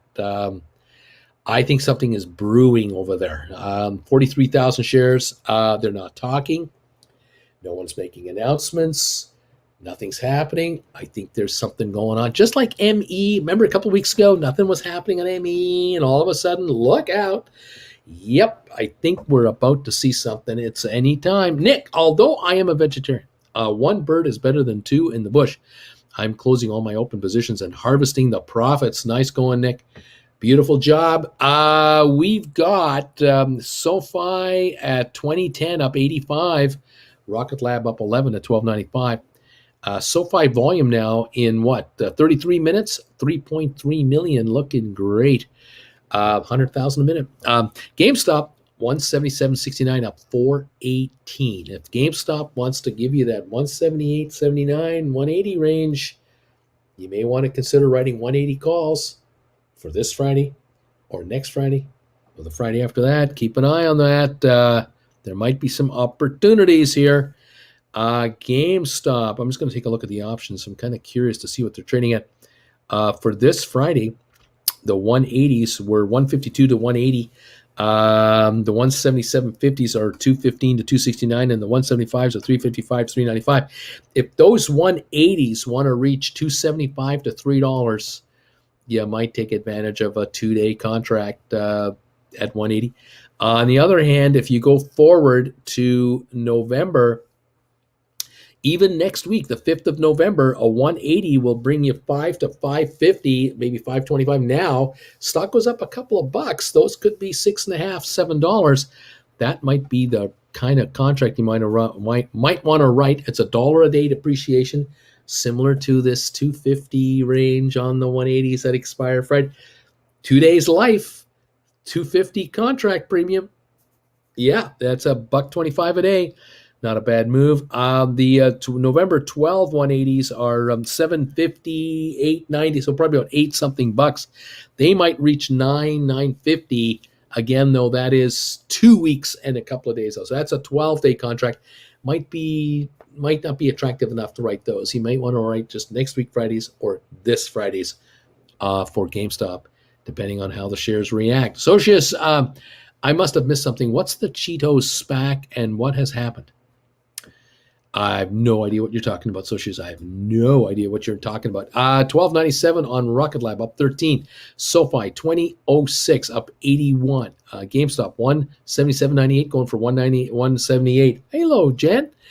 Matterport 18.87, up 51 cents. ME still down 41. Spire down 4 now to 6.16. We'll watch for that. ATIP up 6 cents to 2.75. SmartRent 13.32, up 43 cents. Going higher again. How you doing? 275, just getting nailed. Well, it's a little better. Yeah, we're watching that closely. Waiting for a CEO announcement. Still waiting for that. Looks like the Democrats have come up with a $1.75 trillion social package. Biden is announcing it and then heading over to Europe. So we'll see if that closes. Time will tell. Time will tell. Yeah, we've got 162-point gain on the Dow this morning compared to a 250-point loss yesterday, with most of that loss in the last hour yesterday evening. So, yeah, how's it going? Good. You doing all right? Yeah, you doing all right? Hanging in there, watching a lot of interesting stock trade here. A lot of interesting trades going on. SoFi, 89-cent gain to 2014. It's nice to see that recovery. Not surprised to see it. I just love to see it. And the volume on SoFi with 37 minutes of time, 3.48 million, almost 100,000 a minute. Good volume on SoFi. So that's cool. Yeah, there's some buying coming in here. That's probably institutional buying. There's some serious money coming in here. I like that. Are there some bagels coming in here? Bagels might be on the docket. I am thinking today of a sesame seed bagel with a cheddar cheese slice and ham. Oh, that's what I was thinking of. Ham and cheese on a sesame seed bagel. Okay. No egg? No egg today. Okay, we can do this. We can do that. That'd be kind of cool. John, give me your coffee. You still got coffee going? I think we're done here. Okay. It's warm now, but that's a great mug. It keeps that coffee hot a long time. Right, it is. The old Los Angeles Rams. The old LA Rams mug. Mm-hmm. Yeah, it's the landlord's just using his coffee mug. It's cool. Yeah. I'm happy. Thanks, Jen, so much. They call her the Comet, the fastest woman alive. Fast. Wahoo! 177.71 on GameStop, up 420. Go GameStop, go. Give us a couple more bucks, and we may have some option writing going on here. What else is going on here? Let's see. Auntie's laughing. It's DWAC. Michael, the new JFK SPAC will blow your mind. Swiss, the former Orange Commander-in-Chief. Oh, boy. Good morning, Jen from Nelson. John says good morning. Farragon, good morning, morning, Jen. Rob, just out in, what is this? Just out in a covered call sell order for 180 for this Friday for 305. Let's see if I get it on the run up. Current ask 210. Gotcha, buddy. Yeah, if you want to write a GameStop covered call for this Friday for 180, do what Rob is doing. He's putting in an order into the market at 305, whatever that is. If it runs up there and he gets taken out, he's a happy guy. He gets taken out. He doesn't have to try to time the market. He just puts his order in there and says, take me out at 305. I dare you. I double dare you. And if he gets out, now he's looking to buy back between today and tomorrow below 305. There you have it. So 177.71. You get a $1 pop in the stock. You might get a pop on that contract. You never know. Interesting, right? So she's, did I miss it, Andy? Nicholas, ME above 12, going higher. ME 1202, down 38 cents. The low of the day, 11.87. We've turned it around. We're coming on. Spire 617, down 3, low of 610, coming around. Up 5.5 on ATIP. SmartRent 13.32, still up. 13-cent drop on Sextera. Matterport 18.95, going for $19, up 59 cents on only 244,000. Matterport coming on nice. GameStop 177.85, looking better. SoFi 2018 up 93, and Rocket Lab up 12 cents. Rob says good morning, Jen. So does John. Pretty sure Bruce understood, so I'm thinking he didn't want to talk about it. So I'm not sure what you meant. Well, you missed the initial pump that SPACs usually have. So she's, I'm just buying warrants now. This will be the meme stock bubble as well. Wouldn't bet against Trump. Michael, I would, unless you have TDS, that is, I don't know what this means. Bill, there has never been a Trump social platform. Let's see, what else is going on here? Some people will make a lot of money before it completely fizzles. Another good point, Clay, big following still. Uncle Bruce, report GameStop call for next Friday. Okay, Lorraine, what I'm thinking of is with GameStop approaching 178, maybe 179.80, you may want to consider writing a contract on GameStop, a 180 call option for this Friday, expiring in 2 days, or next Friday, expiring in 7 trading days, 9 actual days. That might be the play here. Right now, 177.70 on GameStop. The 180s that expire this Friday, they're 155 to 176. If the shares can pop a couple of bucks, these might reach up to the $3 mark or around that level. That would be a great 2-day trade if they expire worthless. For next week, Friday, though, that would be November 5 expiry. A 180 right now is showing a 510, 575 bid ask. The shares want to pop up a buck and a half from here. Get, like I say, around 179 to 180. These 180s might reach $6.50, $7, and that might be a good place to consider putting in a sell order to write these contracts. Write them at, say, $6.95. With 7 trading days at $7 a piece, that's $1 a day depreciation for an at-the-money contract. If, again, the stock reaches that 180 level. It's 178.10 now, just above 178. If it can pop to the 179, 180 level, these 2 particular price contracts might pop enough to make it worth your while to write them. That's what I'm talking about right there. Making some money on writing calls on GameStop. All right.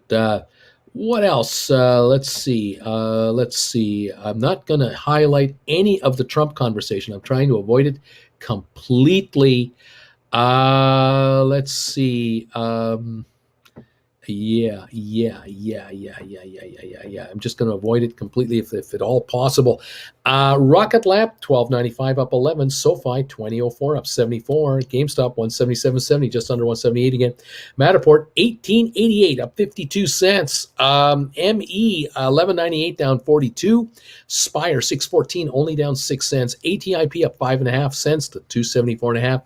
SmartRent up 43 to 13.31 on volume of 61,000 shares. Goldman Sachs calls it an $18 stock. So There's the opportunity there for smart rent.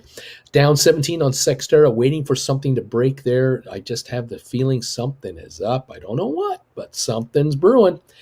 Apple up 296 to 151.81. Having a good day today. Tesla up $22. Royal Caribbean down 54 cents to 82.95. The low of 82.52 today on Royal Caribbean. Goldman down $1.20 to 409.78. Still a great opportunity there. Amazon up $16. Facebook down $1. Google down 25. It had a big day yesterday. And there you have it. Those are some of the stocks we're following the most. Thank you, all of you, for thumbs ups today. We now have 424 thumbs ups for this show. Every thumbs up you can give us possibly pushes more people to this channel who will then hear about our favorite stocks, which means your favorite stocks get talked about with more people, which means better for the market. So if you like your stocks, hit the thumbs up for this show. Let's attract more viewers to these stocks. That's what we're trying to do here. It's kind of simple, really. A self-fulfilling prophecy. The Dow up 148, S&P up 25, NASDAQ up 111. There we got gains across the big markets right now. And, well, let's see what's going on. Never a dull moment in this marketplace, kids. Never. There we go. Rocket Lab 1289, SoFi 2009, GameStop 178. We're back to 178. Just a couple of dollars more on GameStop. You got a 650 gain on the day. Perfect time to perhaps write a call option. That's what we're talking about. It's at 178.08. Just popped again. Matterport 1894. We're going for 19 on Matterport now. 265,000. The high today 1897. We're moving up. Looking great.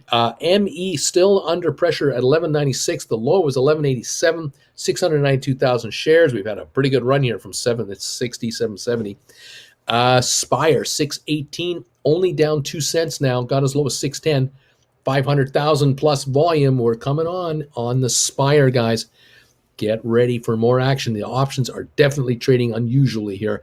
ATIP up 5.5 cents. Smart Rent up 43 to 1331. Very, very good. Spire now 620, unchanged. It's come back to break even. The high today, 654. We're now at 620 on Spire. Let's see what happens. Interesting stuff. The United States buys 50 million child-size Pfizer vaccine doses. 50 million for the kids. Pending home sales decline as some buyers momentarily pause their search. And we're hearing talk about a slowing U.S. economy for the third quarter. Supply chain issues. 621 on Spire, now up a penny on the day. Spire volume at this moment is now showing 511,000 shares. So there you go, 500,000 on Spire. 23andMe back to $12, up from 1187. And GameStop 178.27, climbing again. The high today 178.43. So GameStop coming closer to the 179 range. The 180 might reach that level to make a perfect price for call option writing for the next 2 days or next week. SoFi 2007 up 82 cents. You might want to look at writing 20s or 21s on these calls. You might want to look at that. Rocket Lab 1294 up a dime. Very, very interesting day here. Smart Rent 1337 now up 49 cents. And ATIP up 6, going up again. Here we are. Oh, Jen, thank you. We got a ham and cheese on a bagel. Oh, yeah. I just slightly nuked the ham and cheese so it wasn't ice cold. Ooh, I like it. I like it like that. I like it like that. I know you do. I know she knows. I know you do. She knows. She knows. That's awesome, Jen. Thank you so much. So I was hearing on the radio about a new Halloween movie this year that I'm going to have to watch. It's The Muppets Halloween. That's about as scary as I like. The Muppets Halloween. The Muppets Halloween. Run, Forrest, run. It's Gonzo and the haunted house. That's what happens when you own Disneyland and the Muppets. You get to mix them up. There you go. Well, I'm gonna go have my Right on. coffee out on the lanai. On the lanai. Loving this area here. Fantastic, Jen. Thank you so much. We'll see you a little later. I'm trying to hold my phone up here just the right way. GameStop 177.88. Matterport 18.98. ME 12.05 coming back. Spire up 2 cents, 6.22. ATIP up a nickel. Smart Rent 13.37. Let's see.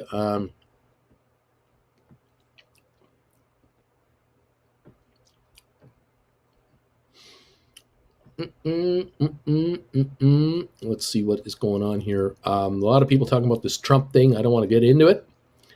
There's no use highlighting it, Bruce. I'm with you.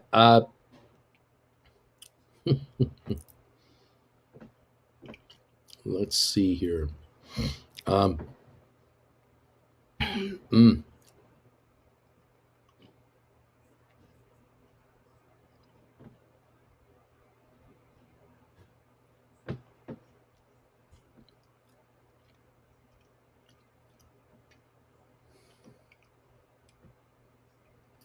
Bruce, I noticed my Matterport $15 calls for January have no volume today, so they're flat.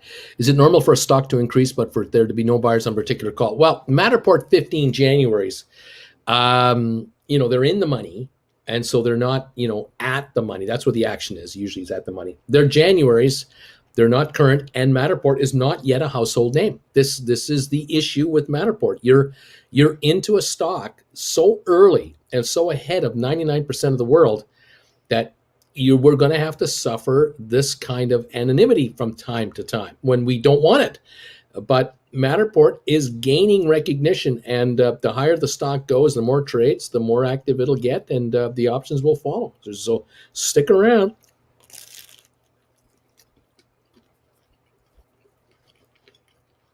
Patience.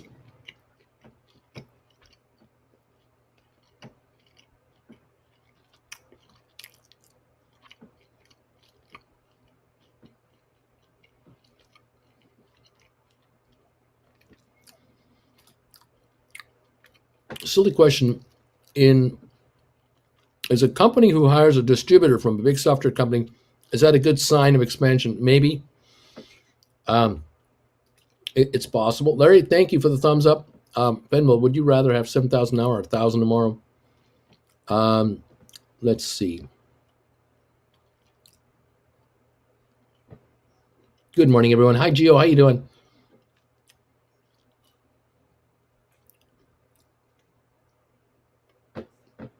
Whoever's selling SoFi, please stop. Let's get richer together, please. 2002 on the stock, 12.99 on Rocket Lab, up 15. SoFi up 77.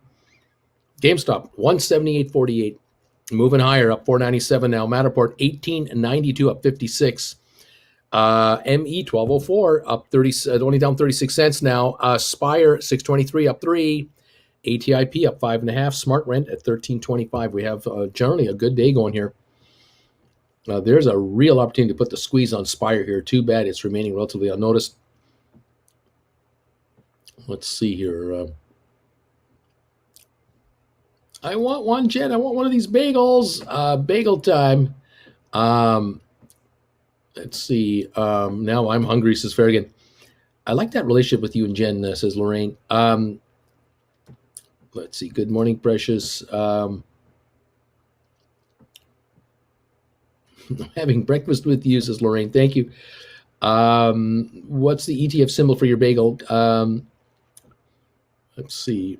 Matterport's going to have some interesting business to discuss in the next earnings report. Yeah, I believe it. Yeah, we've got a lot to watch for, a lot to cover here. Kids, we're going to be busy. $13 on Rocket Lab now, up 16 cents. 20.02 on SoFi. 178.49 on GameStop. Looking good. And we're up 145 on the Dow.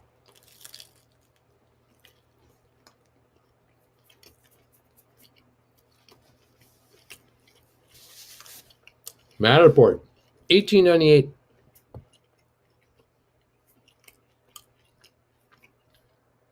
319,000. Excuse me.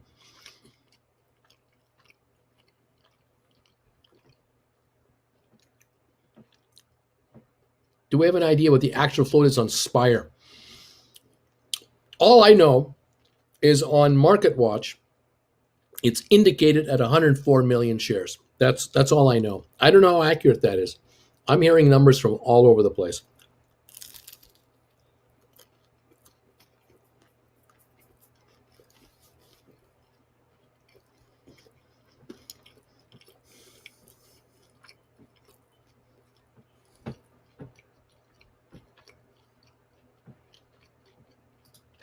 That bagel looks good. It is good.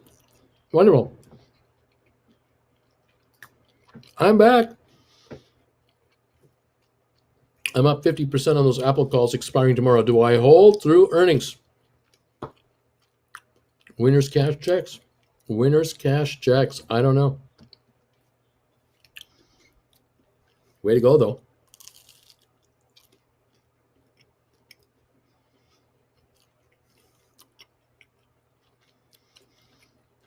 $178.50 on GameStop, up $4.99.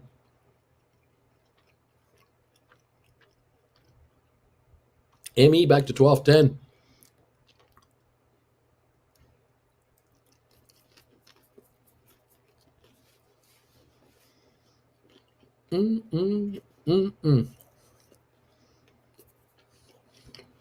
So good, this bagel.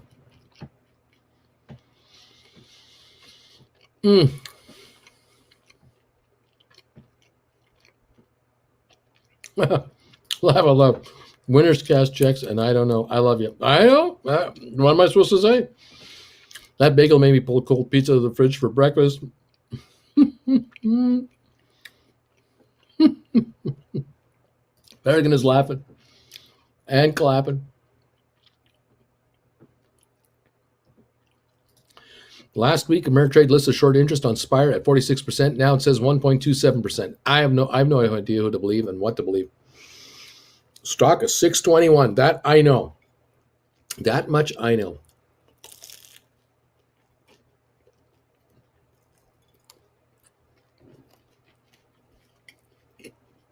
GameStop, 178.69, up 531. It's going for 179. GameStop's moving.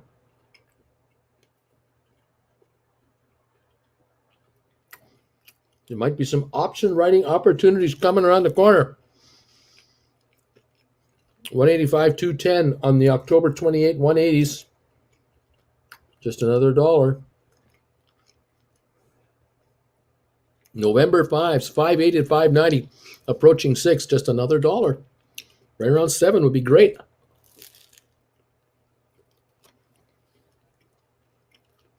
$178.80 on GameStop.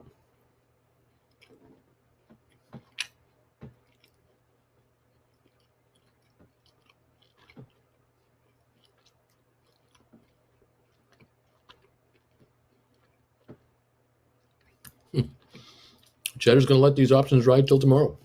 Yeah, knock yourself out. Go, man, go.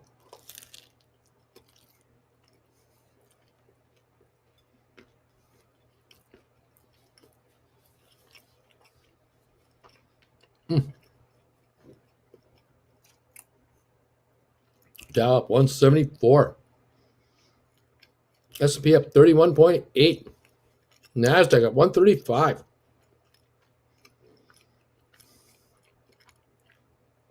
Looking good.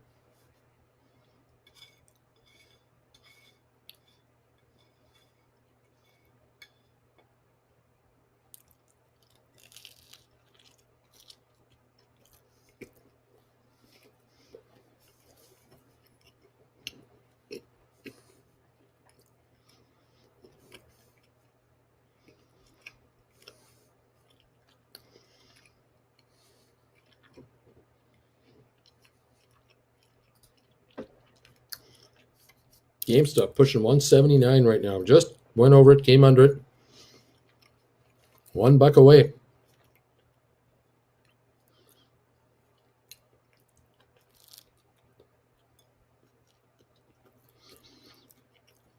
I'm curious to see if any of you have put in limit sell orders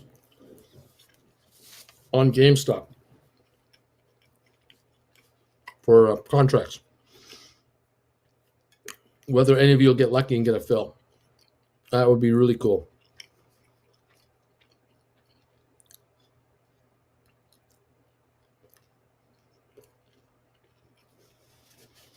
Mm, that bagel was awesome. Awesome.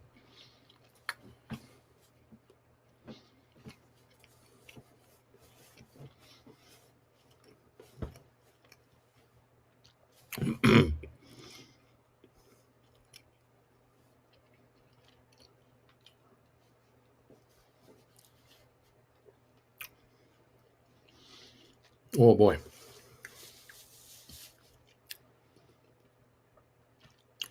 Welcome one, welcome all to the show from wherever you're watching me from today.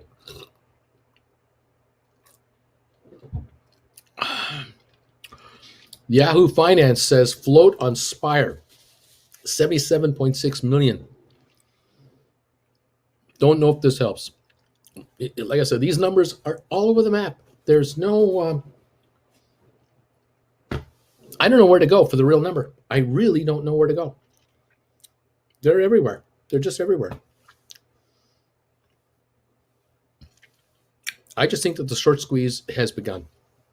And the options activity is confirming something brewing on Spire.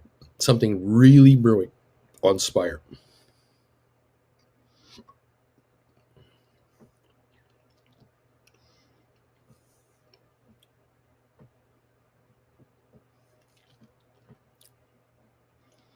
Uncle Bruce, I picked up 15 contracts. A GameStop 177.5 call expires tomorrow. Taking the profit and run now. I don't know what you paid for it. I don't know what you're at on it, but if you're making money, make money. Knock yourself out. 178.55 last trade on GameStop right now. It will do this. It will jump. We know it can jump $5 in 1 minute. I mean, we know what this thing can do. So watch out. Hey, Uncle Bruce, are market makers always involved in bid-ask spread with options? Usually yes. Some people say a man is made of out of mud. What is it? Poor man's made out of muscle, blood. Man, as soon as a weak man is strong. Okay. Good. I guess. Clay, Jennifer, don't pay that much attention. It's just a fireworks factory blowing up for no reason. Well, the outstanding shares could be easiest to find, right? They need to be in the quarterly report, don't they? Papa Emeritus, Geo, you load 16 tons. What do you get? Another day older and deeper in debt. Say, Peter, don't call me because I can't go. Oh, you my sold the company store. Oh, okay. Thank you. Lyrics. The lyrics are coming in today. Thank you. Rocket Lab, $13, up 16 cents. SoFi, 1978, up 53. GameStop, 178.49 right now. Matterport, 1889. ME, 1205. Spire, 622, up 2. ATIP, up 5.5 cents or so to 274.5. Smart Rent, 1326, up 38 cents. The Dow, up 183. S&P up 34, NASDAQ up 139.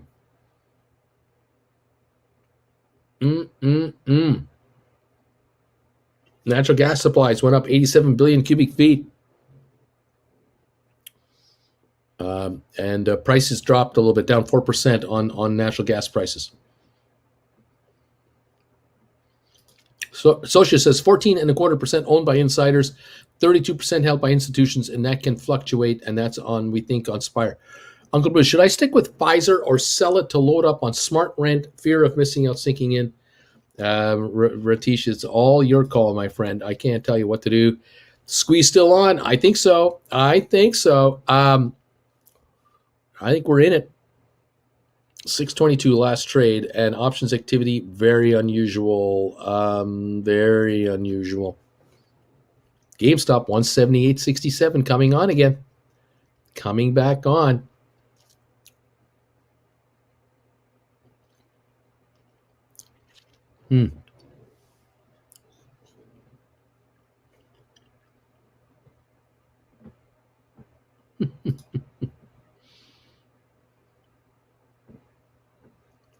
Associates, don't forget that Uncle Bruce subscribers own 0.01% of the company.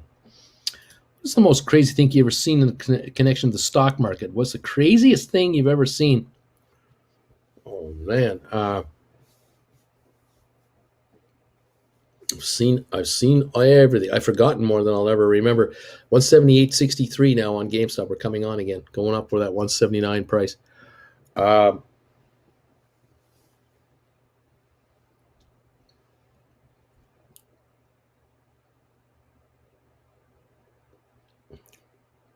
I remember seminal moments. Like I remember, specific moments in time where the business, the industry went whoa, like the whole stock market went whoa. The first time the Dow broke 1,000, that was a big. It never happened before, and back in the 80s, the Dow broke 1,000, and the skeptics were saying the crash is coming. This is such an overheated market. Oh, it's over. But the long termers are saying, this market is trading cheaper now than it was years ago because of the PE multiples. These stocks, they're individually trading, and these companies are making money. And a company's shares trade at a reasonable price earnings multiple. And this index is trading below historic numbers in the past. And so 1,000 is here to stay, or could be here to stay. And it was. Of course, we hit 2,000 and the Dow 3,000 and all those kinds of numbers. But then there are the seminal moments that you just don't forget. The day that we saw the Dow drop 22% in one session, that was unforgettable for those of us in it. And I was, what was I at that point? 87. I was 33 years old. You don't forget that. You're old enough now to remember that for the rest of your life. Anyone who was 20 and younger didn't get it, didn't understand it, didn't mean anything to them. But those of us who were older, my age and older, boy, we remember everything about that day. A lot of things about that day. We remember a ton. 178.85 now on GameStop, pushing 179 again. 22% drop in one day. That's like the Dow dropping today, 7,200 points. That's what that means. Just to kind of put that in perspective. The reality is the Dow cannot drop 22% in one day anymore. They'll halt trading for the rest of the day. After so many halts, they'll just stop it for the day. But back in my time, they didn't halt it. And we were hours behind on quotes and fills. We had no idea what stock prices actually were on the floor of the exchange. We had no clue. Clueless. And we were winging it as brokers. And at my time, in my case, I was calling my clients before they could call me. I mean, I would not wait to get a call. I was making phone calls to all of my clients as fast as I could.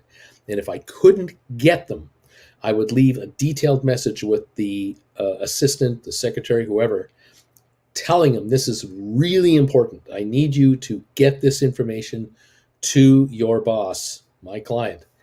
And in many cases, the secretaries who were taking these messages were grateful that I was giving them this info because they were curious for their own accounts how things were going because they couldn't reach their stockbroker. And so now they were hearing from their boss's stockbroker my take on what was going on with the 22% market drop day back in 1987.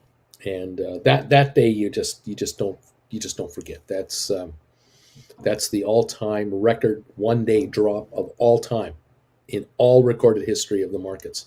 The worst single day ever recorded by the Dow. And I'll tell you, Reagan was in office, and Republicans were scrambling. Democrats were scrambling. Congress was scrambling. The Senate. everybody was worried. What the heck is going on? And I believe Greenspan was the head of the Fed at the time, if I'm not mistaken. I could be wrong on that. Might have been before Greenspan's time. But the Fed came out right away with a loosening policy. Money was available. The discount window was open.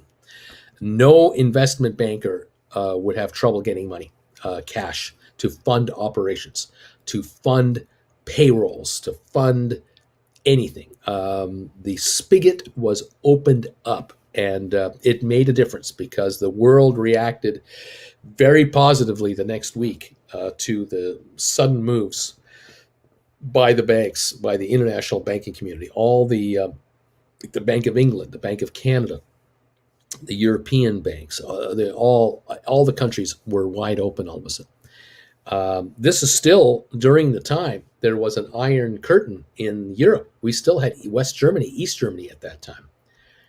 Was in the last couple of years. We didn't know that the wall would come down 2 years later, but in '87 there was still East and West, and so the Russians, of course, were using the down day as propaganda to show their people, see, you don't want to be a Westerner. Those people are crazy. They're gambling their futures away. The communist way is the way of the future.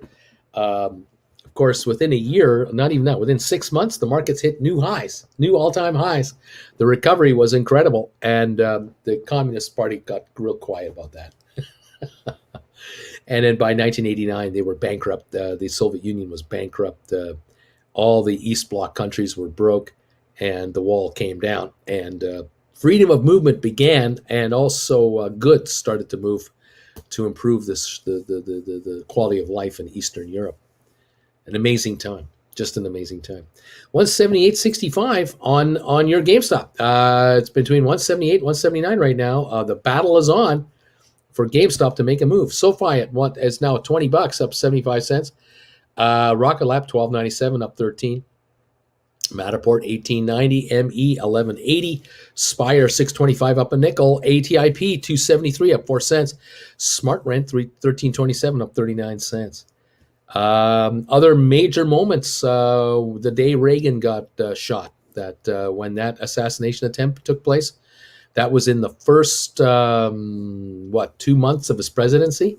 He'd only been president for barely a month or two, and John Hinckley Jr. tried to kill him. That was right during the market. That was lunchtime, Eastern time, lunchtime.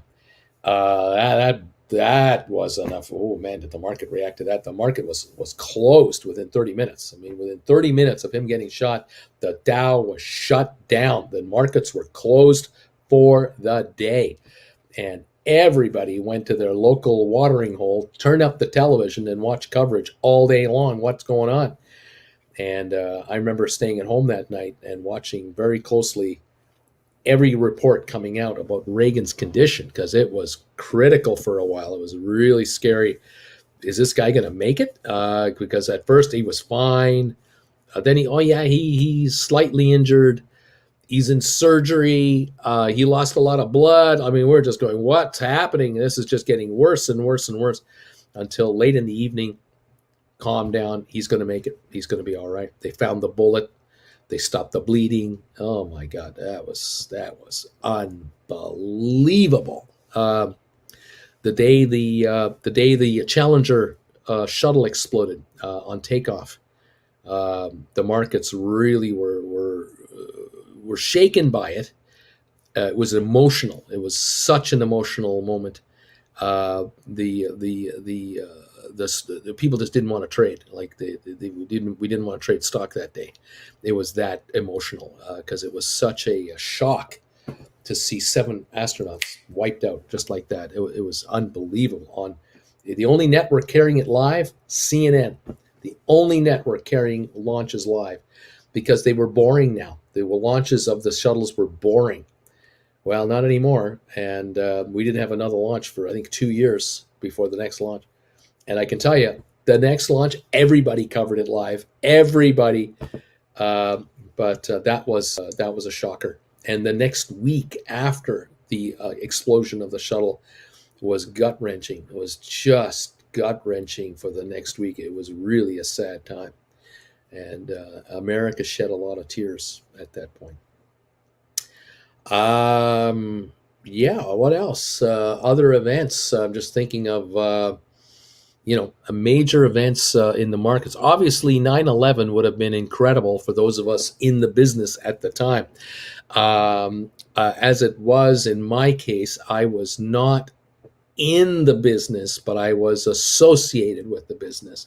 But I was not a stockbroker at that moment for clientele. I was more of an advisor and a consultant to people who had investments, but not actually the broker. But that was obviously, for those of you who are, well, it's now been since what, '01. So this is 20 years ago. So if you are 40 and younger, you have no idea what I'm talking about. You think you do. You think you do. You were 18 or 19 or 20 or 17, and you remember certain things, but you were not an adult. You were not yet a full blown adult. Those of us who are 25 and older, we knew exactly where we were. We know exactly what we were going to do that day, and everything changed. Our world changed that day forever. And for the next month, excruciating for the next month, absolutely excruciating times. The markets were closed for 4 days straight. The market closed that morning and stayed shut for 4 or 5 days. That was a tough one. The other one that was tough was the collapse in 2007 and 8. 2008, when the banking crisis came, the housing crisis. That was gut wrenching for the markets. Oh man, to watch Lehman go under and other firms collapse, and huge institutional firms in New York just brought to their knees in days. Multi-billion-dollar monster companies all of a sudden virtually irrelevant. I mean, virtually financially insolvent. Government had to step in big time to save the banking system. That was socialism at its finest, by the way. America became very socialistic very quickly in its banking sector and saved itself and the rest of the world economy. The capitalists were outvoted and were told to shut the hell up because these guys just wanted companies to go under and someone else will pick up the pieces. The United States government was not interested. With a Republican in the White House, George Jr., they didn't want to have 20 million unemployed to then pick up the pieces. They didn't need that. But as it was, they ended up with 7, 8, 9 million unemployed anyway. And it was all handed to Obama because he won the election. And then Obama had to deal with the fallout of the collapse, because the collapse happened in the fall. He got elected in November. He took over in January, and he was losing 1 million employees a month. 1 million jobs a month were disappearing from American workforces. And Obama becomes president. Welcome. It's yours now. You handle it. And of course, Republicans slammed him immediately for being incompetent, because after all, how come you're not turning it around? You've been here 6 weeks. Why aren't you turning it around? But he did. The country turned it around, but it took a while. And then for the remainder of the 8-year term, every month, more unemployment rate kept dropping and dropping and dropping. And it went right into the Trump era until the last year of the Trump era, when the COVID showed up, and we had all that action going on. We're still dealing with it. What can I say? Anyway, yeah, many moments, many times. Enron, yeah, the Enron collapse was another one. That's a good one, Thomas. Yeah, the Enron collapse, WorldCom, some of these large collapse, unbelievable. Who paid for the bailouts? The taxpayer. You got it. That's right. What can I say? Taxpayers paid it all. Absolutely right. Yeah, the flash crash. That was an interesting day. Crazy. Yeah, Newt Gingrich turned it around. Yeah. Newt, what a boob that guy was. Picked up some Matterport calls this morning. November 19, $20 strike at 70 cents, already up 30% on these. Thanks to the heads up for the news this morning, y'all. Right on. Matterport right now, 1879, still up 43 cents. ME at 1192, down 48. Spire 627, up 7 cents. ATIP up 6.5. Smart Rent up 47, 1335. The high of 1340 today, 73,000 volume. That's all. Very quiet volume there. Rocket Lab up to 1296, up 12 cents. SoFi 2006, up 81. GameStop at 178.13. 9/11, I was in McDonald's car park listening to radio. It was just an unfortunate accident at the time until I got home and I watched the second plane hit. I thought I was watching a movie. We all did. It was unbelievable. If only I had bought Apple 120 when Bruce told me to. There you go. Nice Seneca. Goyoti and the companies that were bailed out received lower government interest rates and started to put profits in offshore bank accounts to avoid paying taxes. Profit made with taxpayer bailout money, and they bought back stock and gave their employees big fat bonuses. The top executives had huge bonuses. Hearing Uncle Bruce call Newt a boob made my day. Oh, that guy was a goofball. He thought he had Clinton around his baby finger because they had the Senate, they had the House, and the White House was an island all run by Clinton. They thought they could push him around, and he outmaneuvered these guys. He let the government shut down. Clinton let the government shut down. Yeah, you close it. It's on you. And sure enough, the public got upset at Newt and the Republicans for shutting down the government. And later that next year was the midterm election, the presidential election. And Clinton got reelected. Unbelievable. Unbelievable. Got reelected. Mr. Seneca, thanks, Cheddar. I bought Apple at 119 when Bruce told us. I sold at 140. I wish I'd held more. What are you going to do? GameStop, 177.96, just under 178. Just not quite popping that last buck or two. Again, I'm just looking at it going, it would be nice if it did. Would give you an opportunity to score a nice little option, right? But you never know. It could happen. It could happen. Have to wait and see. Oil still down 38 cents. That's 82.29. The Dow up 188. S&P up 37. NASDAQ up 164. No, that's a good gain. You're good. Yeah, we're going from 119 to 140. That's a good move. Yep, ME 1194, still down 46 cents. Oh my. Spire 624, up 4 cents. Smart Rent up 58 cents to 1346, new high right there. 78,000 traded, new high today on Smart Rent, 1346 a share. No volume, and it's higher. Market cap, $2.6 billion company. And the stock is rising because of Goldman Sachs' buy recommendation to 18. This can go to 15, 17, easy. Easy. It can go there. Anyway, there you go. Yeah. Many a time, many a shocking day in our day.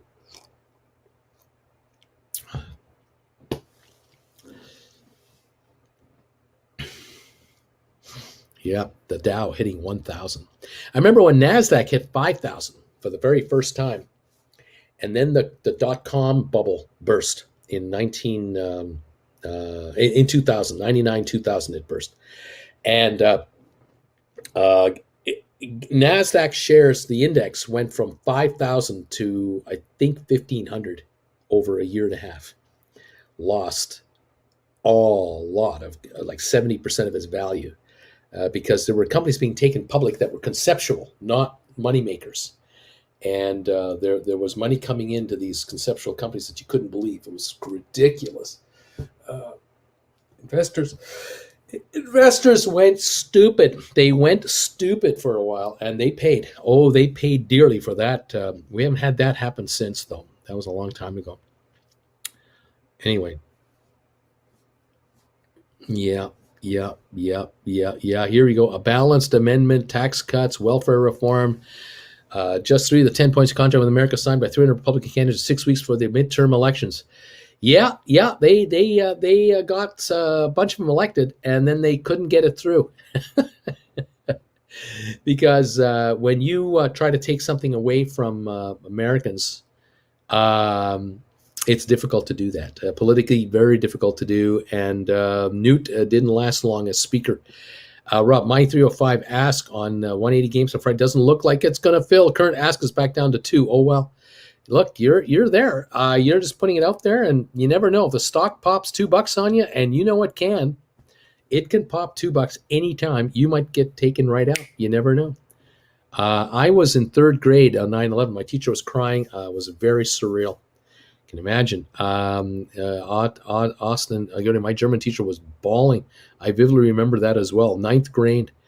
Rob, I was in high school in Canada. We were just tuned into CNN all day in classes. We just tuned in all day to watch it.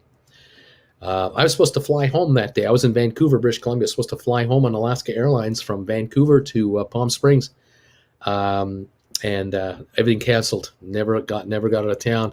That was a Tuesday. I got out of town on Friday. Had to take a Greyhound bus across the border to Seattle, and then flew from SeaTac to Ontario, California that night. And then Jen came and picked me up. I remember March 7th, 2009, the bottom of the '08 crash. Warren, I'm 71. Life is like a seesaw. Just have many sources of income by the time you get there. Dr. Walter Bishop, Rob, why not adjust your ask to $2.99? More chance of getting filled, maybe? There's always that, too. 178.23 on GameStop, up 472 at the moment. The Gingrich contract was credited with the Republican Revolution that ensured at the polls with GOP easily take control of the House and Senate, gaining 12 governors and control 20 state legislatures. Yes, and it also began the end of the Republican Party as we know it, because Gingrich also brought a guy, encouraged a guy named Buchanan, Robert Buchanan, to form a faction, and the Tea Party to form a faction. And that became the disintegration of the Republican Party as we knew it. And today we have a Republican Party that resembles nothing like the Republican Party of the 80s and 90s anymore. It is so fractious and is so all over the place. And you've got a guy like Trump able to lead it. The thought that a guy like Trump would ever lead the Republican Party that Gingrich ran was unthinkable, utterly unthinkable, but it happened. It's wild. On 9/11, I was still in high school. They shut us down for the rest of the week. Lorraine, Uncle Bruce, I did a call on Lucid today. I'm up 64%. Right on. Clay, Dr. Walter, usually can't price options by pennies. Many brokers only go by 5 or 10 cent increments, so that's true too. Seneca, Mr. Seneca, it's all about buying right. My Spire calls for November 19th at 9 are up over 100% with the stock sitting at 624. Wow, just wow. Uncle Bruce, considering you like Tesla, when you were younger, did you think there would be a day you would be driving an all-electric vehicle? I remember, the talk back in the 90s and early 2000s was someday, but they needed to get the battery technology to a certain point to give the cars range.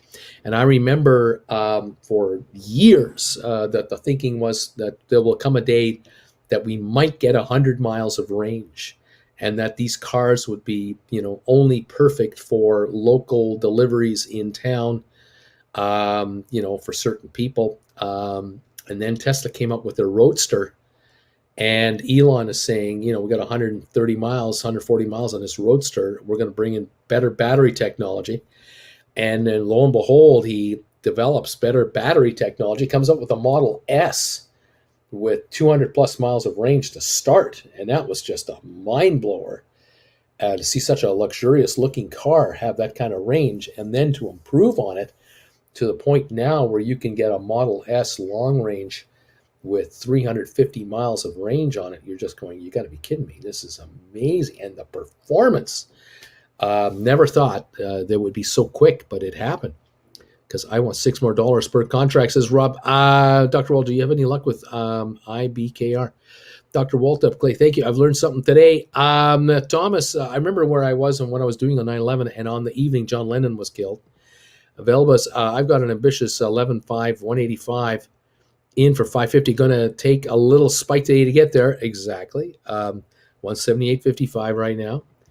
Dr. Walters, sorry, Tasty Works. Dr. Walter, yes, thanks.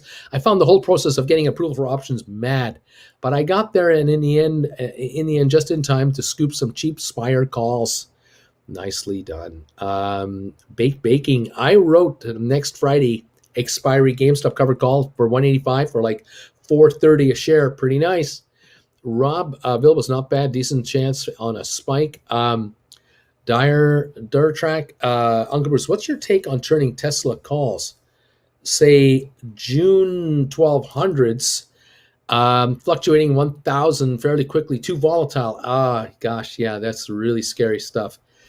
Really scary stuff. I can't comment. I have no idea what to tell you.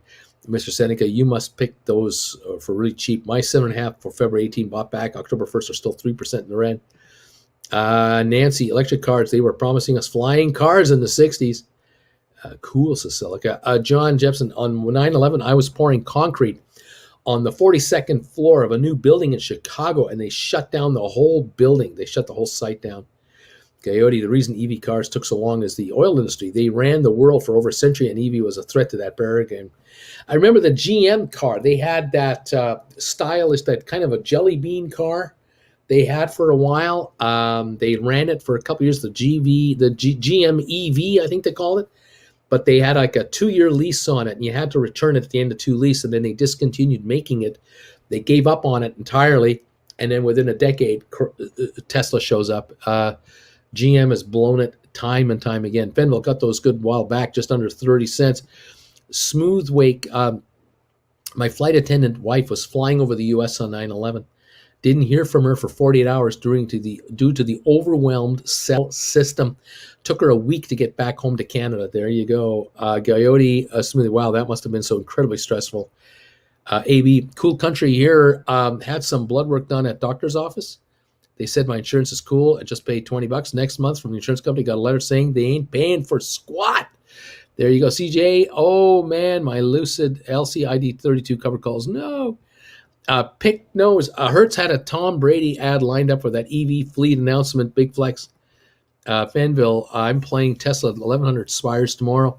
It's red, green all morning. Scary stuff. 622 on Spire, up 2 cents. We're at 177.53 on GameStop, up 402. Now 177.50. Rocket Lab at 12.99, up 15. SoFi 20.04, up 79 cents. Matterport 18.82, up 47. ME 11.85, down 55. Spire up 2. ATIP up 4.5. Smart Rent up 65 cents to 13.53. Sextera down 11 cents. IBM up 7 cents. The Dow up 203. Microsoft up 67. Apple up 356 to 152.42. Tesla up $31 to 1,069. That's where we are right now. Wow. CJ just rolled a call to later at a higher price. Quick, it'll be fine. Smooth Wake, toughest day so far. Walter, gotta go do some work. Take care, everybody. You take care. Insurance companies will lose their shit if you're late on a payment by a few days, but will fight you almost to the death to not pay you for anything. Really good relationship. Hertz buying 100,000 Teslas makes a big statement. Kareem, GM claims that they can definitely catch up to Tesla in an interview on CBC. What do you think? I don't think so. AB, I had the same thing happen, but with MRI. If the proposed energy plan of '01 had been ratified by Congress, we'd be in much better position now to be running vehicles on stable hydrogen, so much cleaner than the EVs. How about that? Yeah, well, certain things don't pass just the way it is, isn't it? 12.96 on Rocket Lab. SoFi 20.06 up 81. GameStop 178.03. Matterport 18.85. ME down 73 cents now to 11.67. Spire 6.21 up a penny. That's where we're at right at the moment, guys. The Dow's up 202 near the high of the day. S&P up 36. Nasdaq up 150. We got a very good big markets going. They're doing fine, but we're not necessarily happening on all other stocks. But generally, most of the stocks we follow seem to be okay at the moment. Royal Caribbean finally gaining 26 cents. Goldman Sachs up 89. Both are a little higher finally on the day. Morning, Uncle Bruce. BW's here. And Miss Jen, ATIP December 16th, 22. $5 calls are selling for 45. Is that too far out, Uncle Bruce? Yeah, ATIP $5 calls. That's out there. I wouldn't be I wouldn't be doing that. You can get 250s or threes or 350s maybe, but nothing beyond that really. Bruce, I've got some call options on your picks expiring in January. When should I start considering rolling over or selling out my positions? What do you think? This is late October, so over the next 3-4 weeks, you may want to start looking at it. Yeah. Geordi, my friend in Finland thought I was joking when I told him how much I had to pay for MRIs back in college. He could not believe it. It's free over there. And yes, those MRIs took every penny I saved in college. And even once we don't, AB, and if you can call either the medical building of a doctor's office or the insurance company, you get put on hold for 20 minutes, then it hangs up on you. Lovely. Oh, yes. Oh, yes. You're not a friend. You're the enemy. You are the enemy. Absolutely. Rocket Lab, 1296 up 12. SoFi, 2001 up 76. GameStop, 177.70, under 178. Matterport, 1886 up 50. 1165 on ME. ME is probably near the low of the day. It is the low of the day, down 75 cents today on 1.3 million. So ME is kind of giving a bit of a bargain day today here. Spire, 621 up a penny. ATIP up 4.5 cents. Smart Rent up 62 cents to 1350. That's a new high. 1358 has been the high. 83,400 volume. That's all. And we're up 62 cents on 83,000 shares. Amazing. Amazing. BW, the ATIP January 23rd, 250s are like $1. Buy those. Buy those. Credit, Uncle Bruce, I think writing calls on SoFi right now is smart, or should I wait a bit? What do you think about SoFi? $19.99 a share right now. I'm looking at November 12th to sell 22 and a halves. I have over 70 contracts at 20, 22 and a half, 25, and 30, just in case it runs on me. Making money no matter what. Yeah. November 12th, 22 and a halves or 21s maybe. Take a look at those. Yeah. Might be a move at 2002 right now. Larry, I refused to pay that $2,000. I took the credit hit and I had a collection in my history for 7 years. Coyote, my grandmother had home insurance for this company for 60 years and never once made a claim. In 19, she needed roof repairs from a hurricane, and they denied her. I was unbelievably livid. AB, I suddenly feel less animosity, anger when some drug dealer or murderer gets away with it. There's bigger crooks getting away with it. Gregory, would someone please fill me in on Spire options? What about its activity? It's so unusual. How does that point to a possible move in the stock? My theory is that Smart Rent going up is what can happen when the big market makers are not in the option game on it yet. Larry, man, I'm sorry to hear about that. I just like the credit score system and the way it keeps people down for not being able to pay $1,500 for a single MRI. That's pretty crazy. Coyote, I'm with you there. BW, thanks. Rob, thanks. I was thinking of going into 2023, but I was not sure. There you are. SoFi options, look, they're trading unusually heavy, and they're accelerating in price, even though the stock isn't. That is unusual option activity, tipping us off that an expected move on Spire is around the corner, and it could be significant. Not a surprise. It came from 1850 down to here. Why wouldn't it go back? I think it can. It's one more month in the money. Better deal. We'll move quicker if the stock moves. Yes. Bruce, what do you think about the Apple chart today? What do you think about this Apple today? Well, you'll say Apple today is now at 152.54. It's a straight up shot. It's gained 368. It's doing great. Anybody who's sitting on 150 call options are doing fantastic. Nothing wrong with cashing in or cashing in on half of them. Nothing wrong with that. Looking good. But we're going to find out what the earnings are later tonight and how the market will react to it. We'll find out. People might sell on the news. They might not. Rocket Lab, $13, up 16 cents. SoFi, $19.99, up 74. GameStop, $177.75, pushing 178 again. Matterport, $18.84, just below $19. $11.74 on ME, looking to get back to 12. Spire, $6.24, up 4 cents. ATIP, $2.73, up 4. Smart Rent, $13.52, up 64 cents. What a day. I still managed to buy a condo, even with the collection. It fell off eventually, and now my credit score is around 800. Right on, Larry Titus. Well done, sir. Yeah, thumbs ups, and everything else from Cheddar. We have 489 thumbs ups today. I want to thank you guys for helping out today with these thumbs ups. We might make 500 here before I get off the air. Thank you for finding finding your thumbs up button and hitting it as hard as you can. This is helping the channel build up some momentum. I appreciate it. 489 is the count on the thumbs ups right now. 11 away from 500. 491 now have come in. 9 to go. 496, 4 away. Here we go. We're going to hit 500 right now. 499 at this moment in time. And here comes number 500 and more. 502. Thank you, everybody, so much for these thumbs ups, helping out this channel get found by people who don't know we exist. So many YouTubers have no idea that we're having a party over here every day. We learn how to make money. 510 thumbs ups. This is good stuff. We have figured out how people can make money here, and why not? Thank you. 2004 on SoFi, up 79 cents.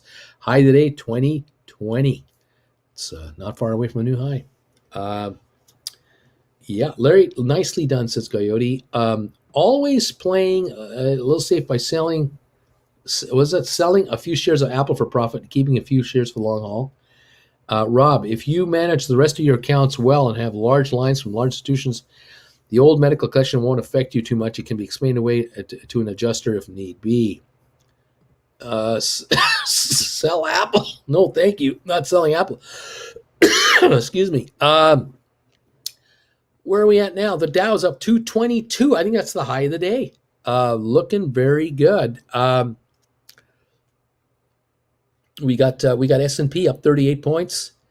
We got Nasdaq up 161. Nasdaq is up 1 full percentage point. The Dow is only up 0.62. So Nasdaq is outperforming again.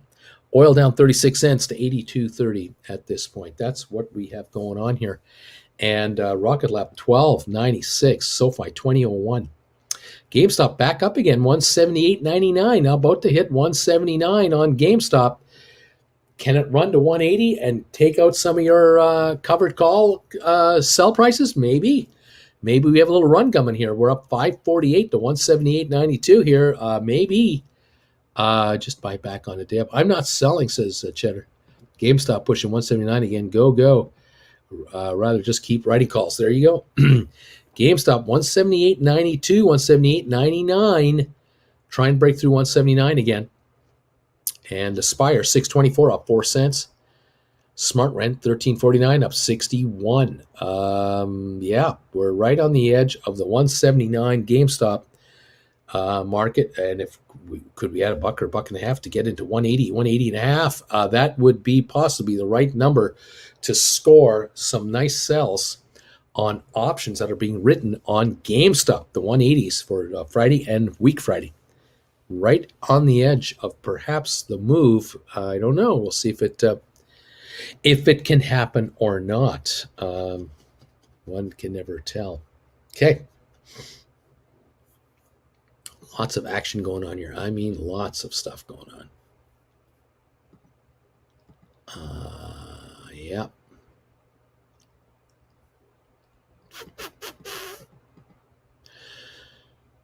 Whew.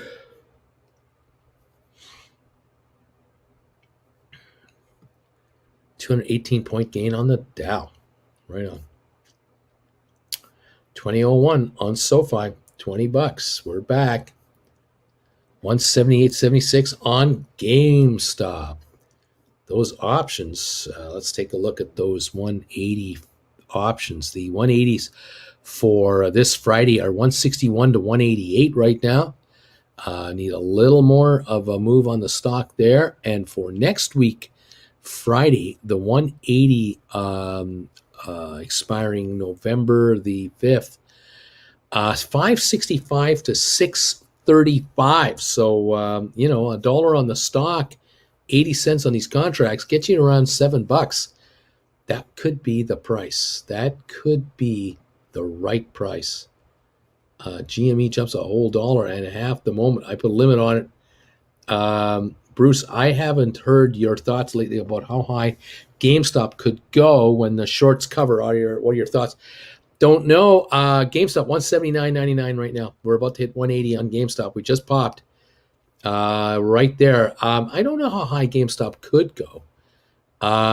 There's obviously, opportunities, obviously, but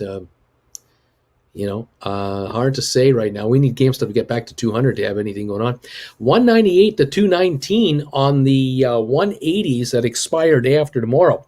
So they're moving up quickly here. The November 5th contracts, 180s on GameStop are now 550 to 635. So they still need a little bit more movement. 180.02 is the price of the stock now.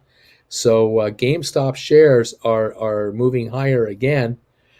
This is going to have an effect on these contracts. There's no doubt about it. 190 to 209 last to $2 on the contracts that die in 2 days. These are the 180s with the stock at 180. Interesting.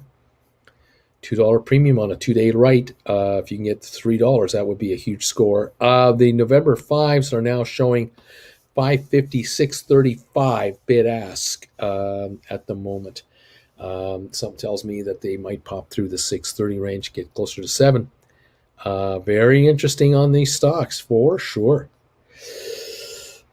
13.50 on Smart Rent, up 62 cents. We're only 8 cents away from the high of the day here on 87,000. That's all that have traded on that one. Amazing.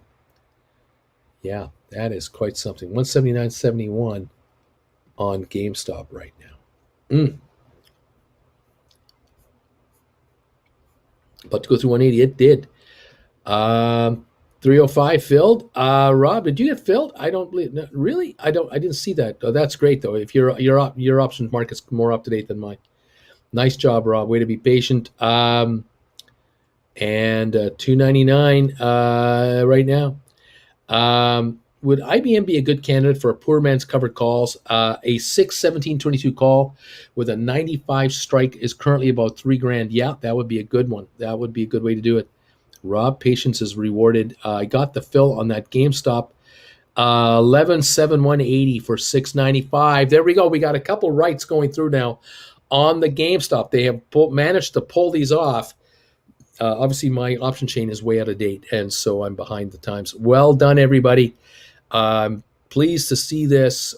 This strategy will be interesting to watch now to see how these shares react, how the shares react and how your contracts react.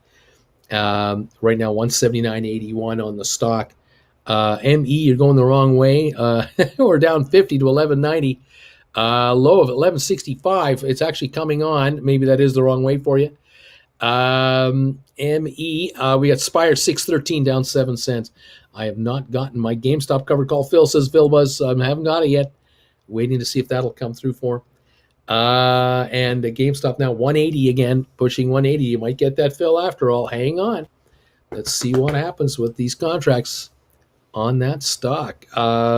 SoFi 1989, Rocket Lab 1298, and Matterport 1883, ME 1192 coming on. Spire 613 down 7, 616 down 4. ATIP 273 up 4, and Smart Rent 1350 now up 62 cents right now, folks. Very good. Very good.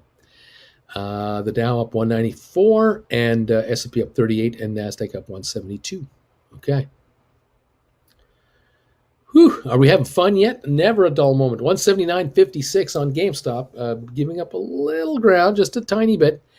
Let's see what this does. There might be a day trade here for some of you guys on these contracts.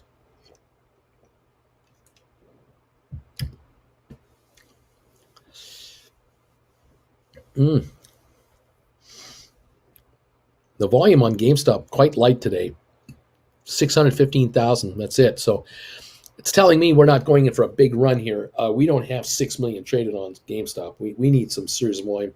This is kind of showing me there's a little pop here, but it might run out of gas, and the stock could give up $3 or $4 back to 176 pretty quick. That right there might be enough of a move to get these options low enough to just buy them back and scoop in some money.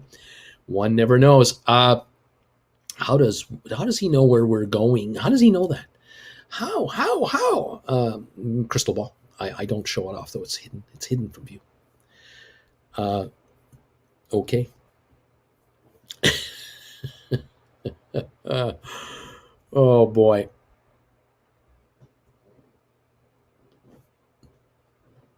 Mm, mm, mm, mm, mm, mm, mm, mm, mm, mm, mm.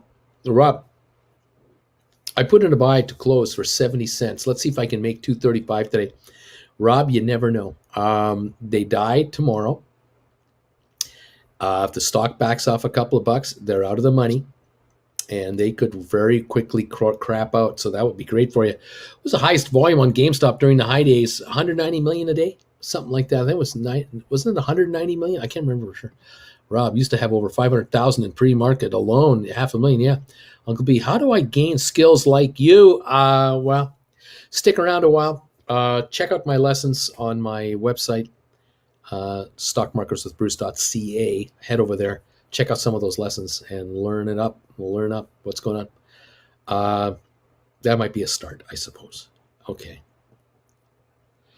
GameStop 180.15. Yeah. Let's see what happens. I would love to be able to identify other stocks that'll pop before they do, says Ratish.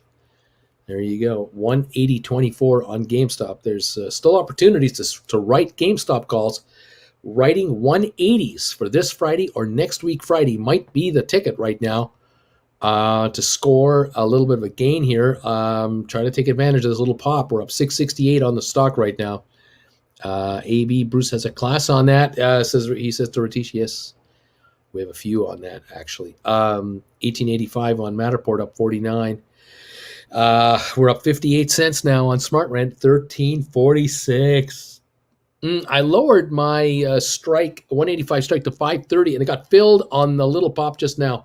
Vilbus, way to go. When does GameStop come out on earnings? Next month, I think. Nice going, Vilbus. We got some options written here on GameStop. This might be a perfect opportunity to write the 180s for tomorrow, day after tomorrow, or to write 180s for a week Friday. So this might be the opportunity. Keep an eye open on that. See what happens. Cool bean stuff, man. Cool bean stuff. All right. Spire, 615 down a nickel, $13 on Rocket Lab, 19.99 on SoFi. You might have time, or it might be the time to write SoFi calls, 21s for next month. Might be time. Keep an eye on that. And I'm going to start those classes December after my other classes. And yeah, Ratish, watch his classes, watch his streams, and ask questions in chat. Best way to learn. Rob knows. 180.66 on GameStop. So there's opportunities here to write these 180s. The moment is still here. See if you can take advantage of it. Bring in some cash. Absolutely. Well done, everybody. ATIP up 4.5 cents. Smart Rent up 58 to 1346. Volume on Smart Rent today, 91,000. Wow, 91,000. Rocket Lab volume, 519,000, or up 14 cents. SoFi volume at 1999, 6.7 million. GameStop volume at 180.66 or so, 180.20, 639,000. Matterport volume at 1884 at 48 cents, 558,000. ME at 1204, down 36 cents. Volume 1.44 million. We bounced up in the last half hour from 1165. We're up 37 cents here to be down only 38 cents. Big recovery on ME coming on right now. Spire 612 last trade, down 8 on 777,000, volume low of 610. We're just about there. ATIP 275 up 6 cents. Smart Rent 1348 up 60 cents. GameStop 179.84. Some of those contracts are probably backing off right now. I bet you they are. Last sell on that contract, 343. It's coming back. It's going to come back, buddy. Don't worry about it. Yeah, learned a lot just by being here 5 months, says Ratish. At the time, SoFi, 17.5 for April 2022. Is that a good bet, SoFi? Probably have enough time to ride the wave up to 30.50 a share. No, bank charter and all. Could be. And April, lots of time. My pods died, says Jenner. Mr. The right calls on SoFi before bank charter announcement due November, right? Don't know. This huge Apple going for 153 dropped off it already. Rob, yeah, it took me a few months watching before I felt comfortable enough to do it myself. How many people picking up ATIP at this price range? Robert, buying lesson number 5 when I received my monthly paycheck on Friday.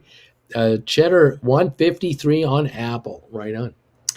Where are we at? GameStop 179.75 right now. Yeah, high of the day on GameStop has been 180.66. So a 90 cent back off already. 179.40 now, $1.20 back off from the high on GameStop. So bad GameStop already dropping off. Those contracts will start dripping as well. Keep an eye on those. A little $2 or $3 move on GameStop, you might have a nice opportunity in some of your contracts. You never know. We'll see. That's how easy it is. Matterport 1885 up 49 cents. ME 1196 down 43. Spire down 6 to 614 a share. Dow's up 173. S&P up 37. Nasdaq up 176. Okay, that's what's going on. Okay, those smart rent 1250s are doing really nicely. I am accumulating shares in the hundreds at this price. Joe, hey Bruce, which of your classes covers PMCCs? PM covered calls. So I'm not sure what that means, Joe. I'm not sure what you mean.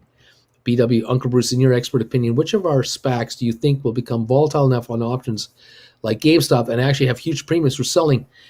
Take a look at SoFi. If you wrote right now an at-the-money contract, a $20 contract on SoFi, you might get as much as $1 a contract, depending how far out you go.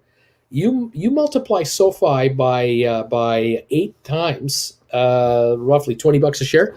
That's $160. 9 times is $180. That's equal to the price of GameStop. A $1 contract is a $9 contract. There is that kind of money is there. SoFi has that kind of premium right now. Really good. It's on a percentage basis. Rob, how much of a drop do you need within the first few hours of writing a GameStop cover call to buy it back? I'm impatient. It will take 100 and the opportunity to write another. The next time it'll spike. Bilbas, I need to hold them longer. Rob, selling a contract for 3 that has a theta of 550 feels like stealing. Poor man covered calls equals PMCC, poor man's covered calls. So which of your classes covers poor man covers calls? I see. I'm sure. Did I not title these classes that way? Does anyone know offhand which one we're talking about here? I'm kind of busy right now with this whole show here, so I'm not sure which one it was. Might have been 7, 8, 9, or 10. One of those had covered calls, poor man covered calls.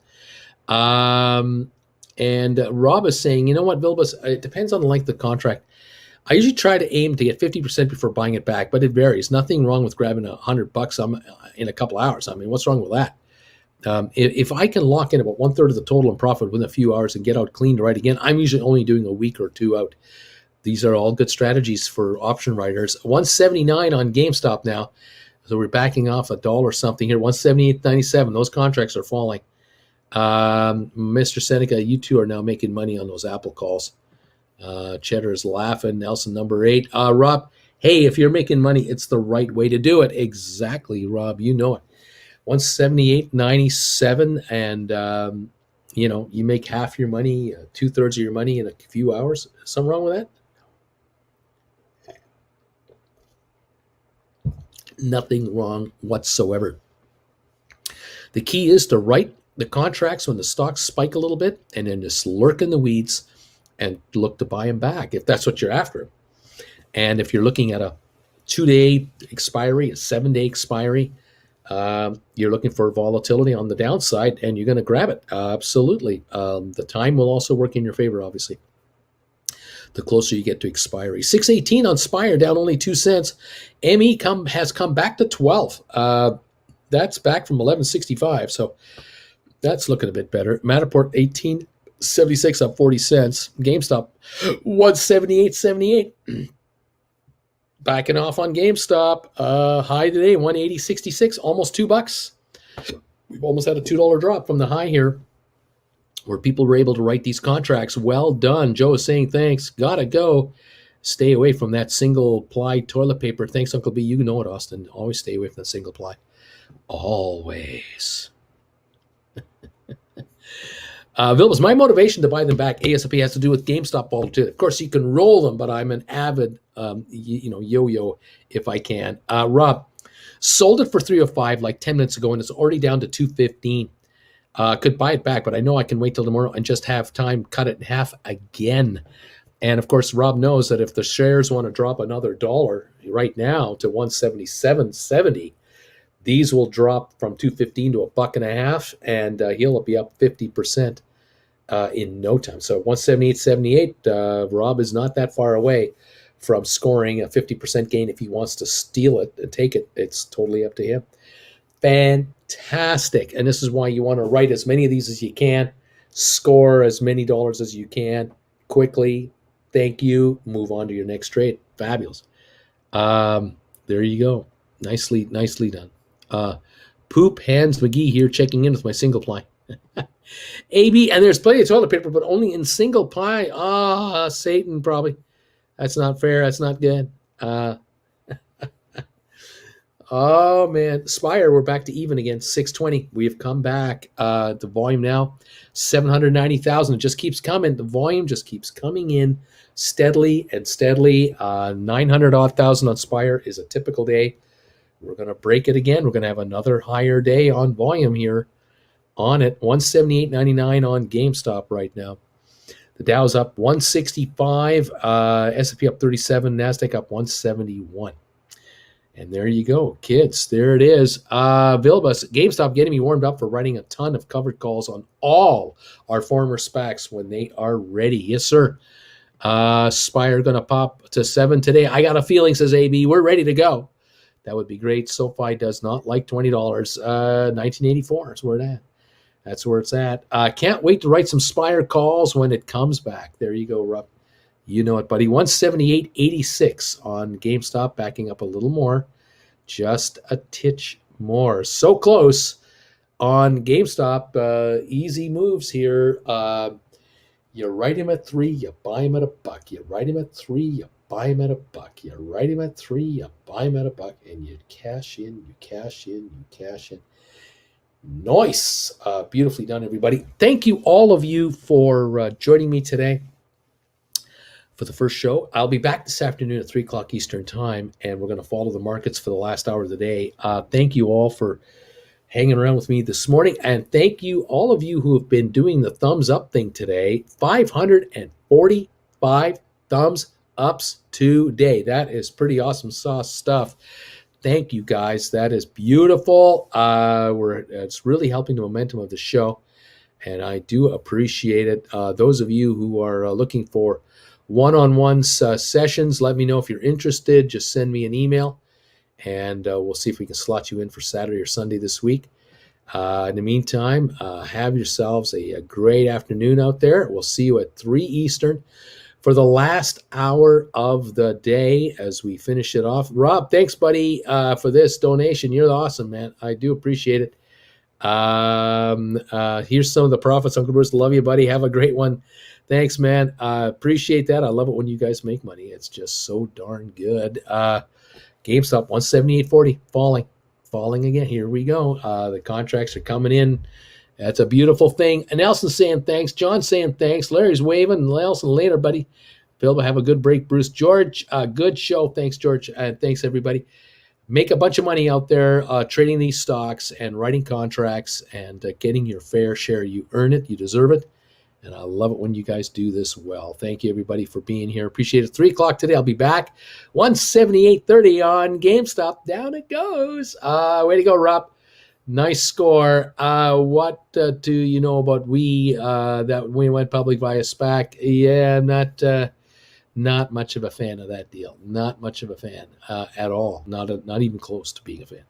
Okay, I'll talk to you guys a little later. Have a good one. We'll catch you at 3 o'clock. Bye, fellow simpletons. Thank you. See you later.